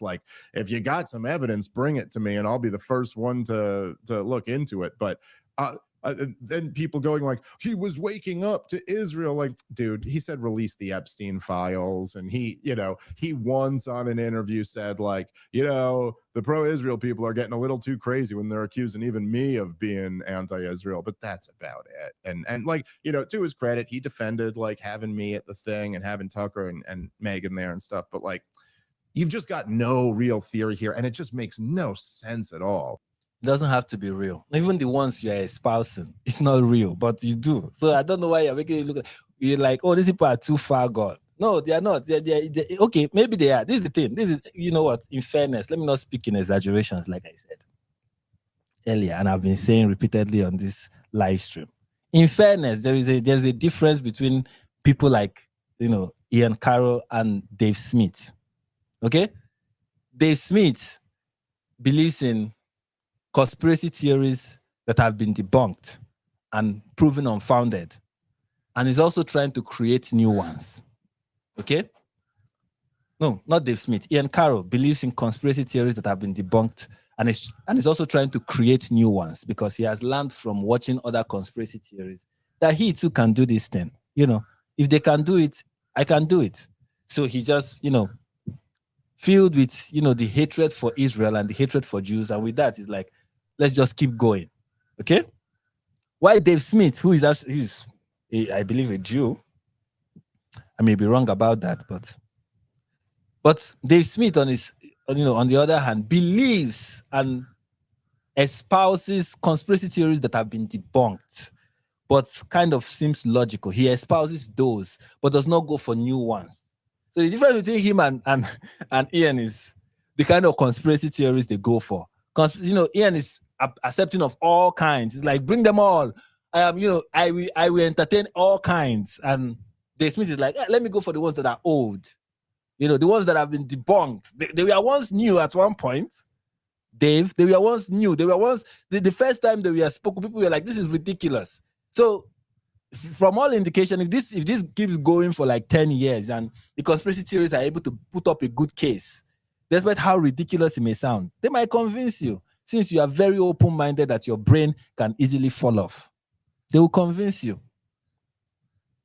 That's the difference between you and them. Maybe, hopefully, this will make you realize, maybe I'm hanging out with the wrong crowd.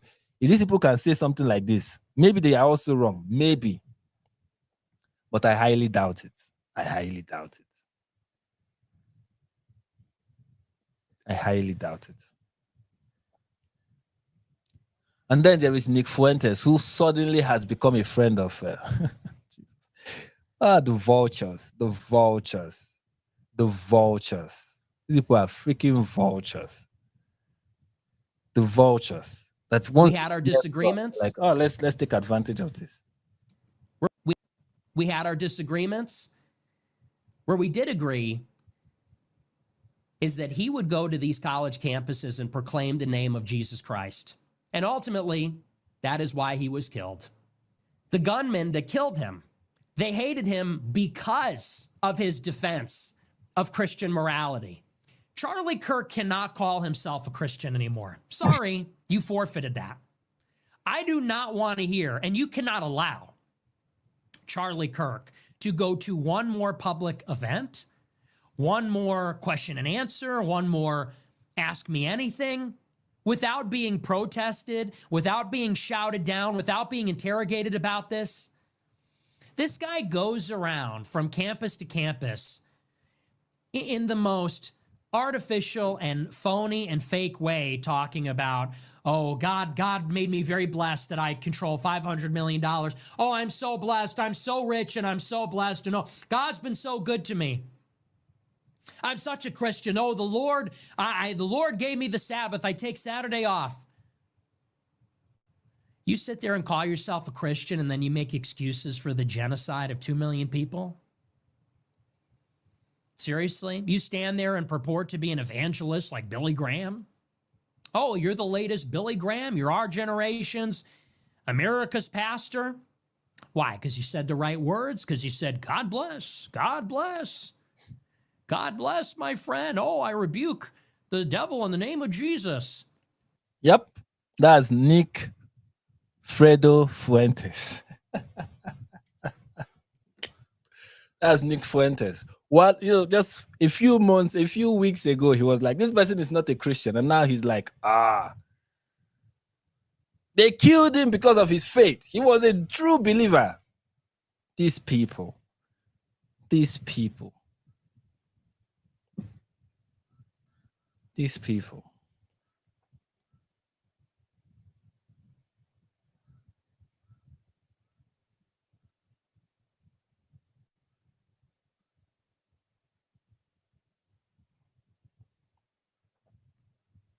And for people now, for so many people like this person, this is proof of why the Jews decided to kill Charlie. This is their reason. In case you are wondering, now this is their big reason for why the Jews tried to kill this Christian man.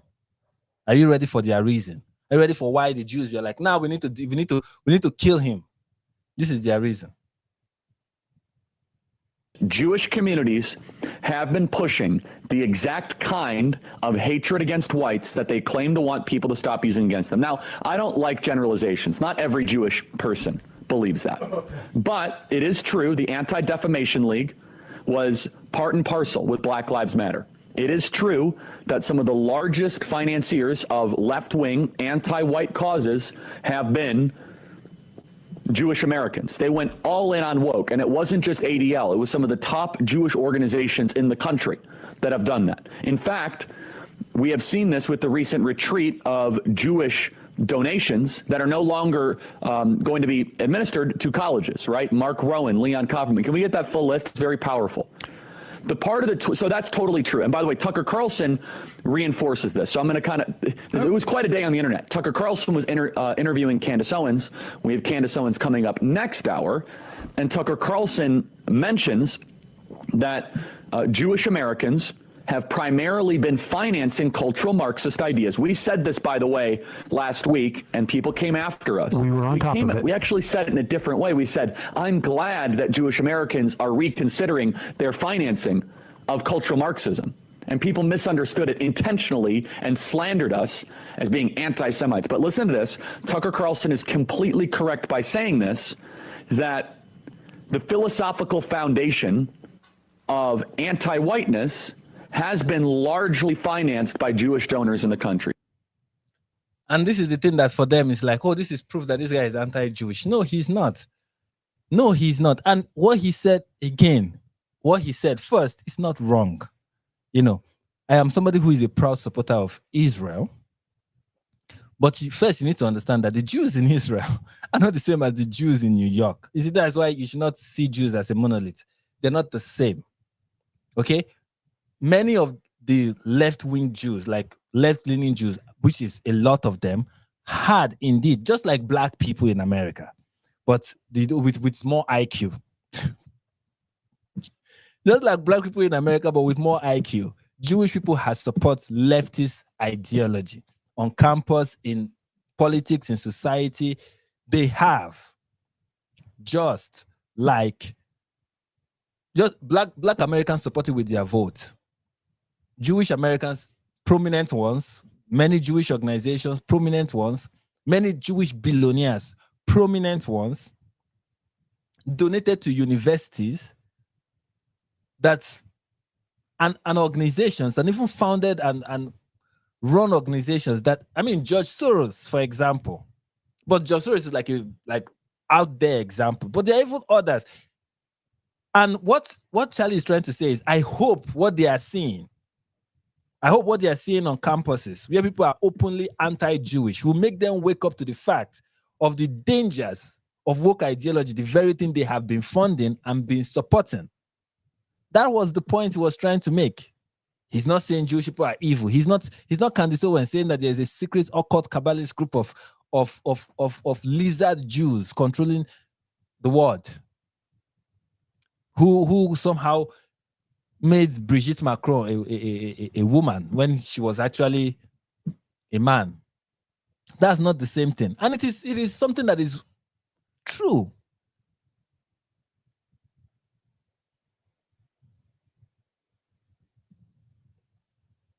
You see, and here is somebody who is backing me up.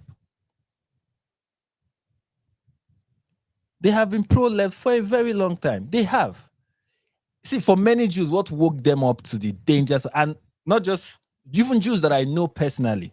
There's some that I know personally who used to be left-leaning, but after what they saw after October 7, they started leaning towards the right. And that was the point he was trying to make.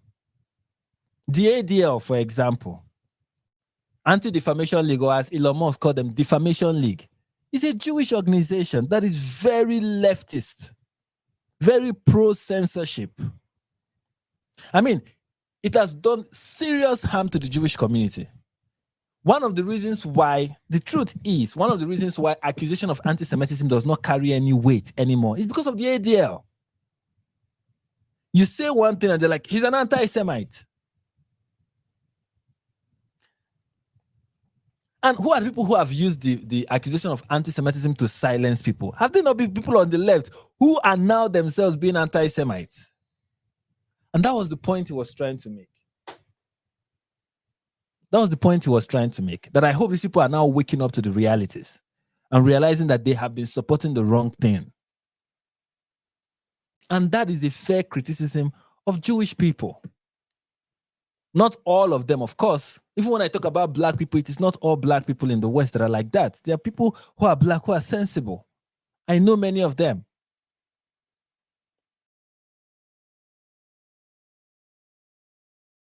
And I'm telling you, even like that statement is not even something Ben Shapiro would disagree with.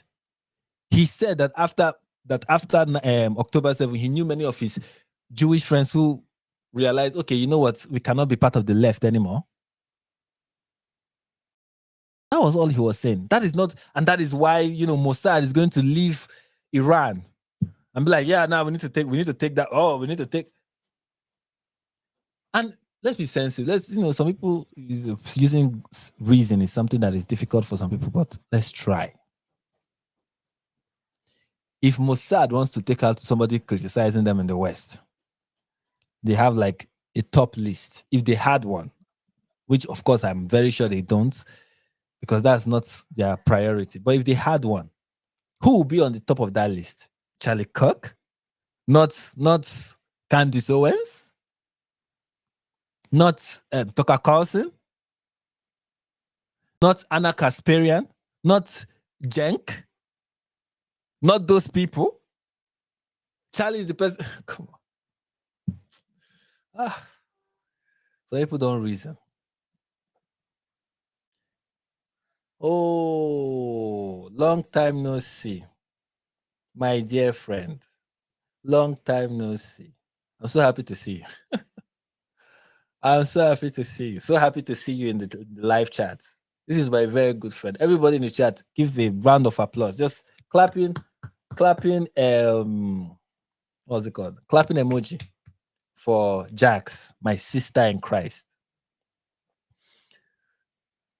So yeah, that is evidence for why, you know, the Jews went after him.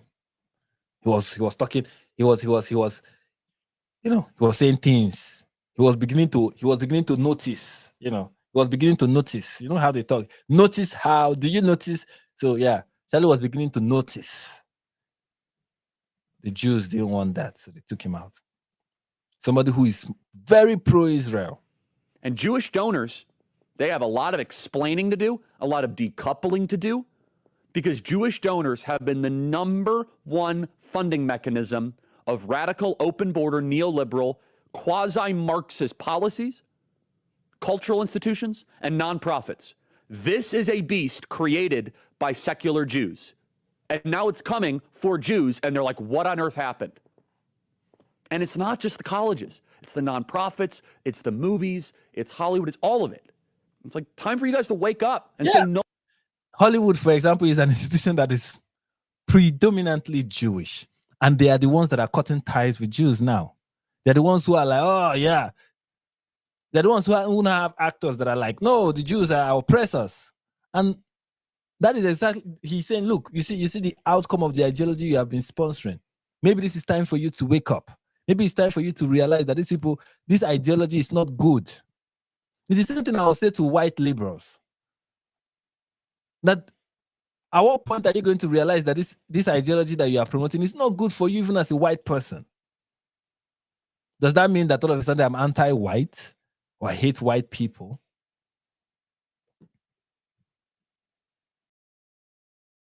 But for those who are like, yeah, this is proof that, you know, he was on the groper side of things. This is for them, this is the proof. Anyway, when somebody is looking for something, you know, if you look for something long and hard enough, you'll find it. You will find it. And here's another one. And you can see this person is a very smart person. You can tell this guy is very smart. I don't know who he is, but I saw a video of him and I was like, oh, this is brilliance. You know. Oh, okay. He's a UFC fighter. Bryce Mitchell. Bryce Mitchell. I know that's how you pronounce it. Mitchell. Yeah. Bryce Mitchell. And this is what Bryce Mitchell had to say. I'm so upset about Charlie Kirk's passing. I can't really go to sleep right now. I keep thinking of his wife and kids. That's what gets me, because I know he wasn't in any pain. And I also know that Charlie Kirk was a extremely brave Christian, and he inspired me to make this post. He was the opposite of a coward. He said everything he believed and made it be known to people because he loved our country, America, that's going to shit every single day. And let me tell you something about 9/11. Ain't no Muslims did 9/11. 9/11 was done by Israel. Do you see how he switched from you just know the demon just came over. Like you can just see how somebody just talking like a normal person. All of a sudden the demon just rose and let me tell you something about 9/11, folks. Ain't no Muslim did 9/11, folks. My goodness. Muslims did 9/11. 9/11 was done by Israel. The same people that raped those kids on Epstein's Island. All of y'all can go to hell. Israel hates Jesus Christ. They hate Jesus Christ. The nation of Israel hates Jesus Christ. They fit the description of Revelation 2:9 and 3:9, the synagogue of Satan. The nation state of Israel is the synagogue of Satan. You corrupted evil bastards. You did 9/11. You blamed it on the Muslims. Guess what? I love Muslims. You're never going to fool me. Muslims love Jesus Christ. The only people that hate Jesus are the synagogue of Satan, is Israel. And if I didn't say that, I'd be a coward. And people like Charlie Kirk would die for nothing. And no, I don't agree with everything Charlie said, but I love Charlie because he loves Jesus and he said what he wanted to say. He believed in freedom of speech and he died for it. And I'll do the same thing. I'm so sick of this nation. I'm so sick of these lies and these pedophile politicians. Every single one of y'all can rot in hell because you're all a bunch of pedophiles. Oh God, this is madness. If you ever wonder what madness looks like, this is madness. This is madness. This person is not well. This person is not well. This person is not well. This person is so not well. Let me listen to this again. This is where it gets interesting from this point. They hate Jesus Christ. The nation of Israel hates Jesus Christ. No, there's somebody. Let's look the part where he said the same people that raped those kids on Epstein's Island. All of y'all can go to hell. Israel hates Jesus Christ. They hate Jesus Christ. The nation of Israel hates Jesus Christ. They fit the description of Revelation 2:9 and 3:9, the synagogue of Satan. The nation. That's it. That's probably the only passage of the scripture that he knows. The synagogue. Oh my God, this is so ridiculous. That's the only Bible passage. It's like, yeah, look, it's that and a few quotations from the Talmud that he knows. Those are like powerful quotations. That's all that matters. Everything else is just not important. As a believer, he believes that all he needs to know is Revelation 2:9 and 3:9, and some quotes from the Talmud that he saw from Nick Fuentes. That's all that matters. The state of Israel is the synagogue of Satan. You corrupted evil bastards. You did 9/11. You blamed. And they did 9/11 as well, and they blamed it on and they blamed it on the Muslims. The Muslims, somebody in the chat said Muslims don't do anything. Muslims don't do anything. Everything was done by the Jews. Muslims are very innocent people. They don't commit crimes, even when they celebrate. You understand? This guy will see men. In fact, how many Jews have he seen celebrating the death of child? None. Muslims are the ones who are like chanting, happy, excited, exhilarated, talking about how he is in hell and how he's suffering and how they are happy and how Allah has commanded them not to mourn the kuffar, of course, not to have pity on the kuffar, of course. But no, it's not the Muslims. The Muslims who celebrate 9/11. You have Hamas, not Hamas, you have Gaza filled with celebration after 9/11. Very many Muslim communities outside of the West, we are celebrating it. But no, people who did not celebrate, people who mourn, people who we are touched by it, who we are devastated by it, those are people who actually did it. These are people who actually are responsible. That's the kind of mentality we are dealing with, according to our very brilliant religious expert. This is somebody who understands religion. Everything you need to know about religion, listen to Bryce Mitchell.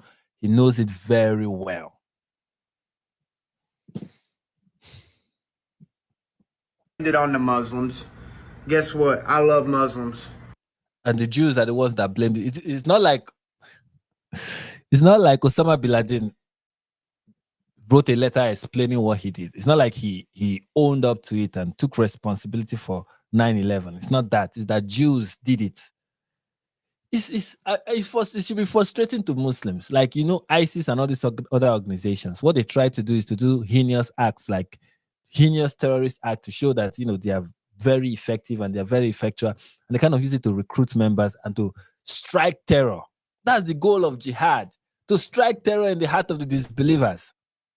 But with groups like this, with people with this kind of mentality, the Jews, the Muslims will never succeed in striking terror in the heart of the disbelievers, because all their efforts, everything they do, credit keeps going to the Jews. It's really frustrating. I cannot imagine what it's like to be a jihadist in 2025.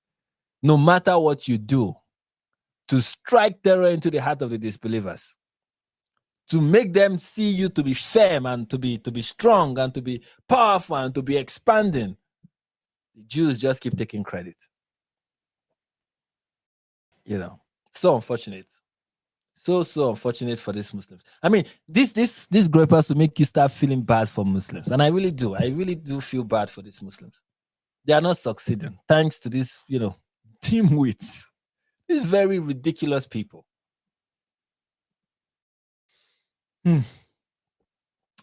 And lastly, we've almost gone 4 hours. Wow. Impressive. I'm impressed with myself. Let's look at Nick Fuentes. Not Nick Fuentes, sorry, Sneeko. Sneeko was surprised to see that Muslims were celebrating the death of Charlie, and he was like, "Oh, this is not right." If he has a problem with what Muslims are doing, then he should not be a Muslim, because these people were doing what they are supposed to do as Muslims. Maybe he's going to maybe this will make him realize that what we've been saying about Muslims was not lies cooked up by Zionists. It's actually true. His own Muslim fans are calling him out, telling him he's doing what is wrong for showing sympathy to Charlie. His own fans are telling him. Maybe one day he will realize it. Maybe when he's tired of grifting, possibly. That's if he's actually grifting. Part of me feels like he really believes this thing and he has been isolated and deceived by Muslims. And of course, they will keep telling him whatever he wants to hear, as long as he keeps being on their side and is being useful to spread lies about Islam and get more people to convert to Islam because of his influence. As long as that keeps happening, people like Sneeko is useful to the Muslim nation.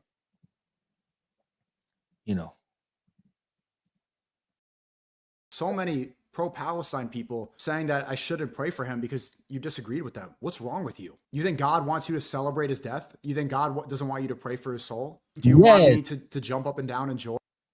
Sneeko, my channel is not the kind that you get to see.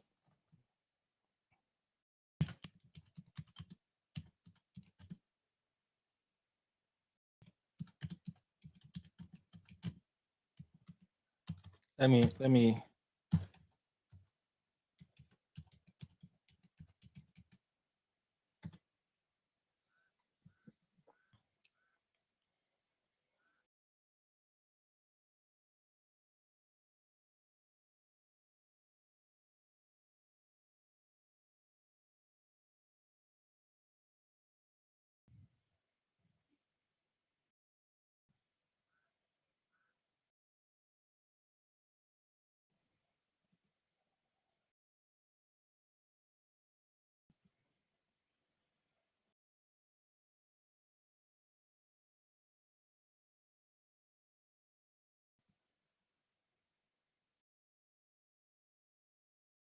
give me a second. Let me bring this stuff out so that we can help Sneeko. That if he ever gets to watch this. Yeah. Give me a second.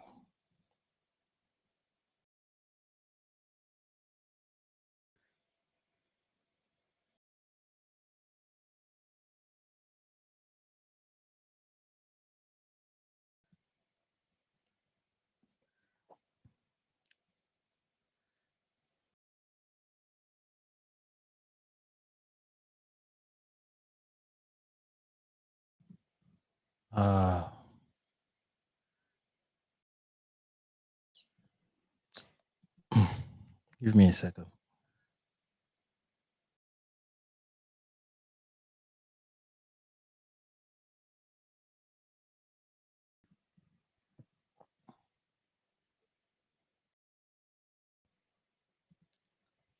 Let's listen to this Sheikh. I don't know what he has to say, but this is the search. I'm looking for Muslim preachers who are openly saying it. I couldn't find the. Have relatives or friends who are not Muslim, you can always pray for them while they're alive. For what? Primarily for guidance, for the blessings of Allah, starting with guidance, for the goodness, starting with guidance. Everything you say. When they mean guidance, they mean you pray for them to convert. You pray for them to convert to Islam. That's the guidance they're saying. May Allah bless you, grant you goodness. May Allah protect you from shaitan so that you can see the guidance. Bless you so that you can be blessed with the guidance. Grant you goodness so that you can start off with the goodness of guidance and then all other goodness. And indeed, you pray for their good health.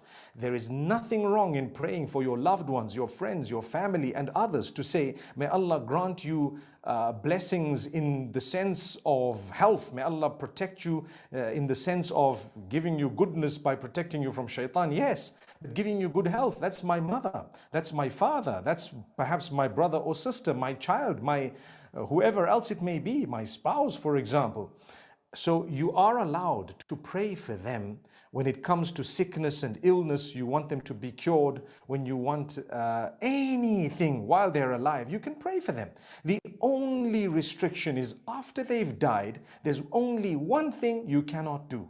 And that is to pray to Allah to forgive them because they didn't believe in that Allah whom you are calling out to at all. There goes. So Allah says, leave it between me and him. You don't get involved. Subhanallah Rabbil Alameen. I hope you understand this. And this is why when Ibrahim, the Prophet Abraham, may peace be upon him, alayhi salam, made a dua, initially he was making a dua for forgiveness, or he was promising to make a dua for forgiveness for his father. And Allah says, you know what? You don't do that. Leave it to us. You know, he didn't believe in us. So what's the point of you asking on his? That's the Quran verse I'm trying to bring out. The Quran that talks about Abraham. And Abraham being commanded by Allah not to pray for his unbelieving father. And how the Quran said that this is an example for you. And how Ibrahim in the Quran was hostile towards the non-believers. That's the passage I'm looking for.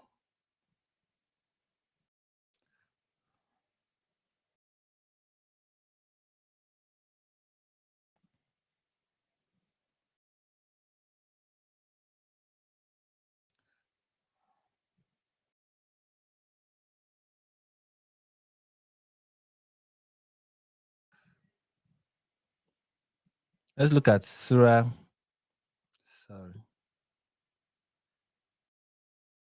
Look at Surah 60, for example. Surah 60, verse 1. O believers, do not take my enemies and yours as trusted allies, showing them affection, even though they deny what has come to you of the truth. They drove the messenger and yourself out of Mecca simply for your belief in Allah, your Lord. If you truly emigrate to struggle in my cause and seek my pleasure. This translation is Quran 60. This translation is doing so many watering down.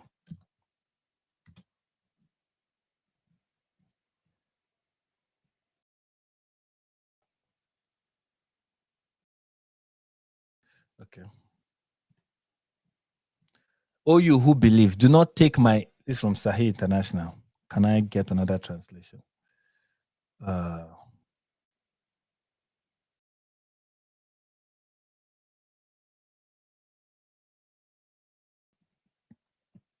right.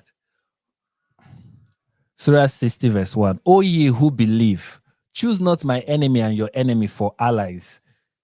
Do you give them friendship when they disbelieve in the truth which had come unto you, driving out the messenger and you because you believe in Allah, your Lord? If you have comfort to strive in my way and seek my good pleasure, show them not friendship. Do you show friendship unto them in secret when I have best aware of what you hide and what you proclaim? And whoever doeth it among you, he verily has strayed from the right way. This is what the Quran says. Do not be kind to the disbelievers. Do not show them kindness. If you do that, you have deviated from the right way. You have deviated from the path. That is what the Quran says. Don't even be kind to them.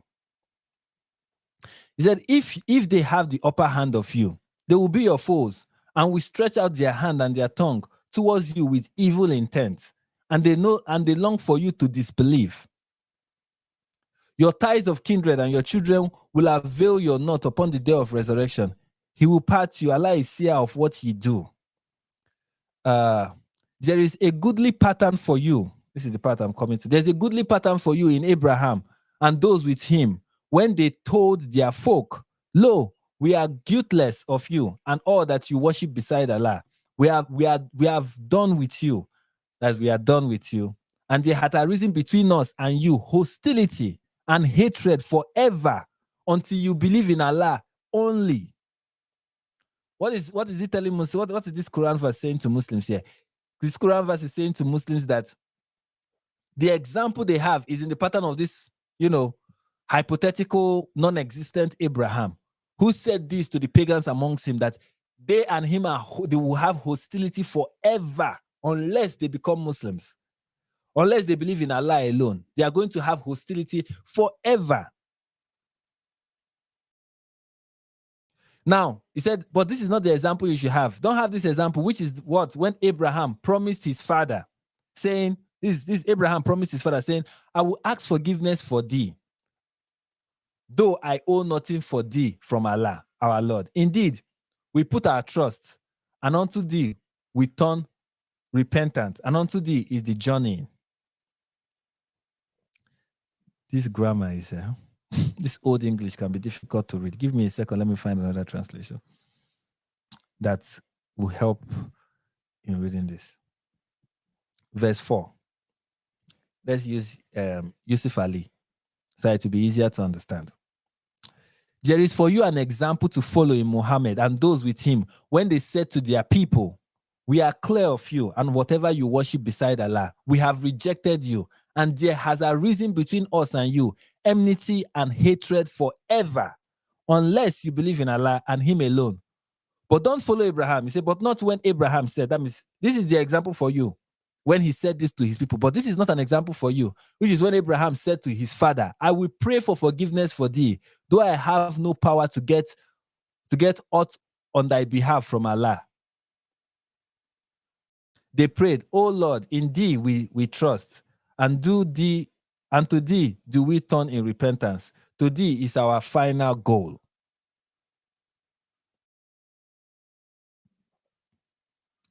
And then verse 6 said, there is indeed an excellent example for you to follow in Muhammad. Anyway, to follow in Abraham, this fictitious Abraham.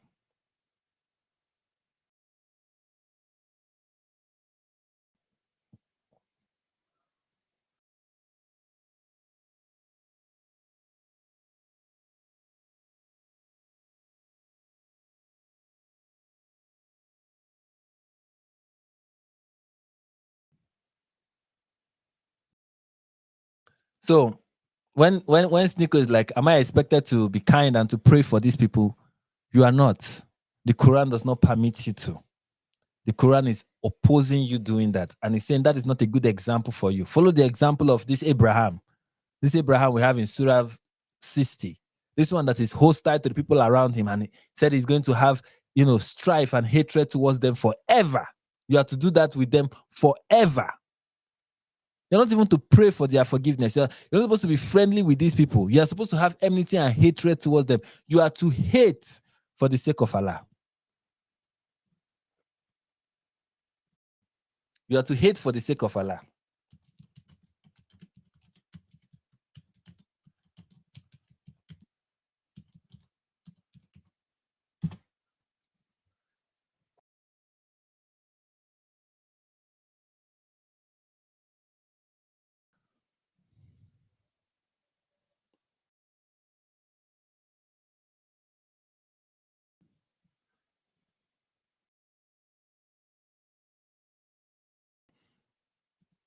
Anyways, let's continue listening to every other thing he had to say.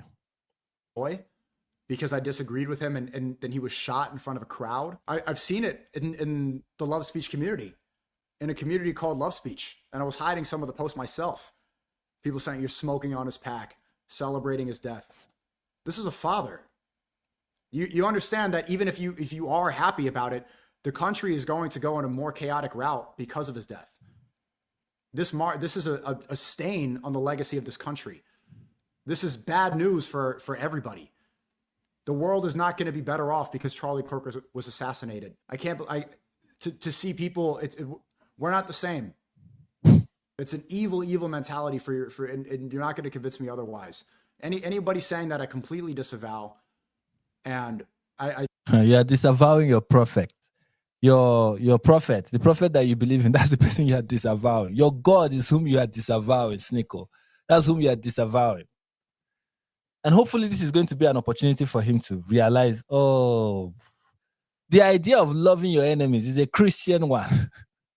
That idea that as far as Snickle is concerned, that's something he got from the Bible. He didn't get it from the Quran. The Quran does not say love your enemies. It's hate your enemies. Hate them. Have hatred towards them forever.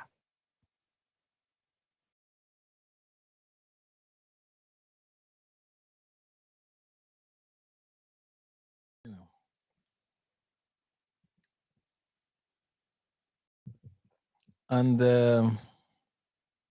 who else am I going to react to? That's all. That's all, guys. We stayed here for 4 hours.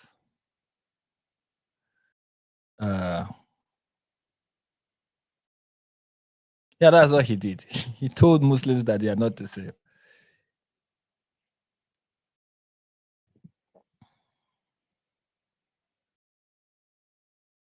That's exactly what he just said.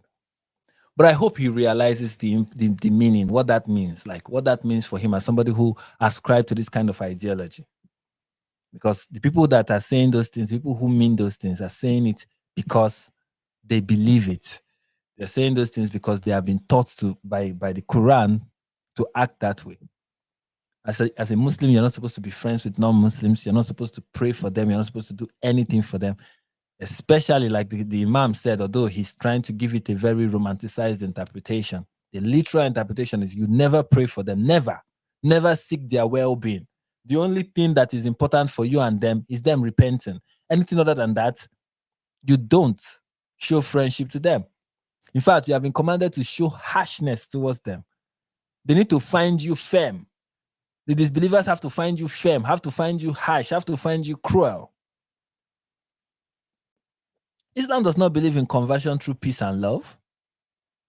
That is the option for when you are not in power. When you finally get the chance, you convert people by showing yourself harsh. That is why you subdue them violently until they find themselves fully subdued, dhimmis, oppressed.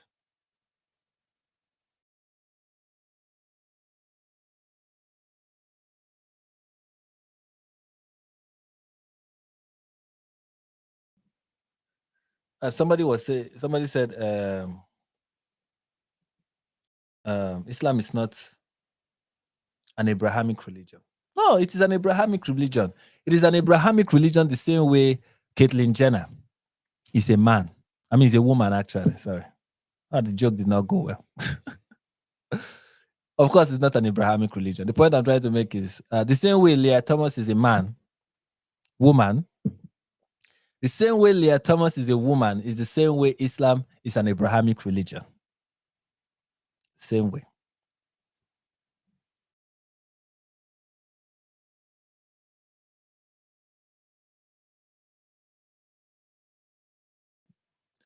Anyways, brethren, men and brethren, brothers and sisters, we finally come to the end of this stream. I've spent 4 hours. I didn't know I would go this long, and I'm tired. I am tired. Thank you all for joining me. Thank you all. We are many at the beginning, and 20 of you have soldiered through to the end. Thank you all. Thank you all. Thank you all. And nothing much to say, nothing else to say. Peace.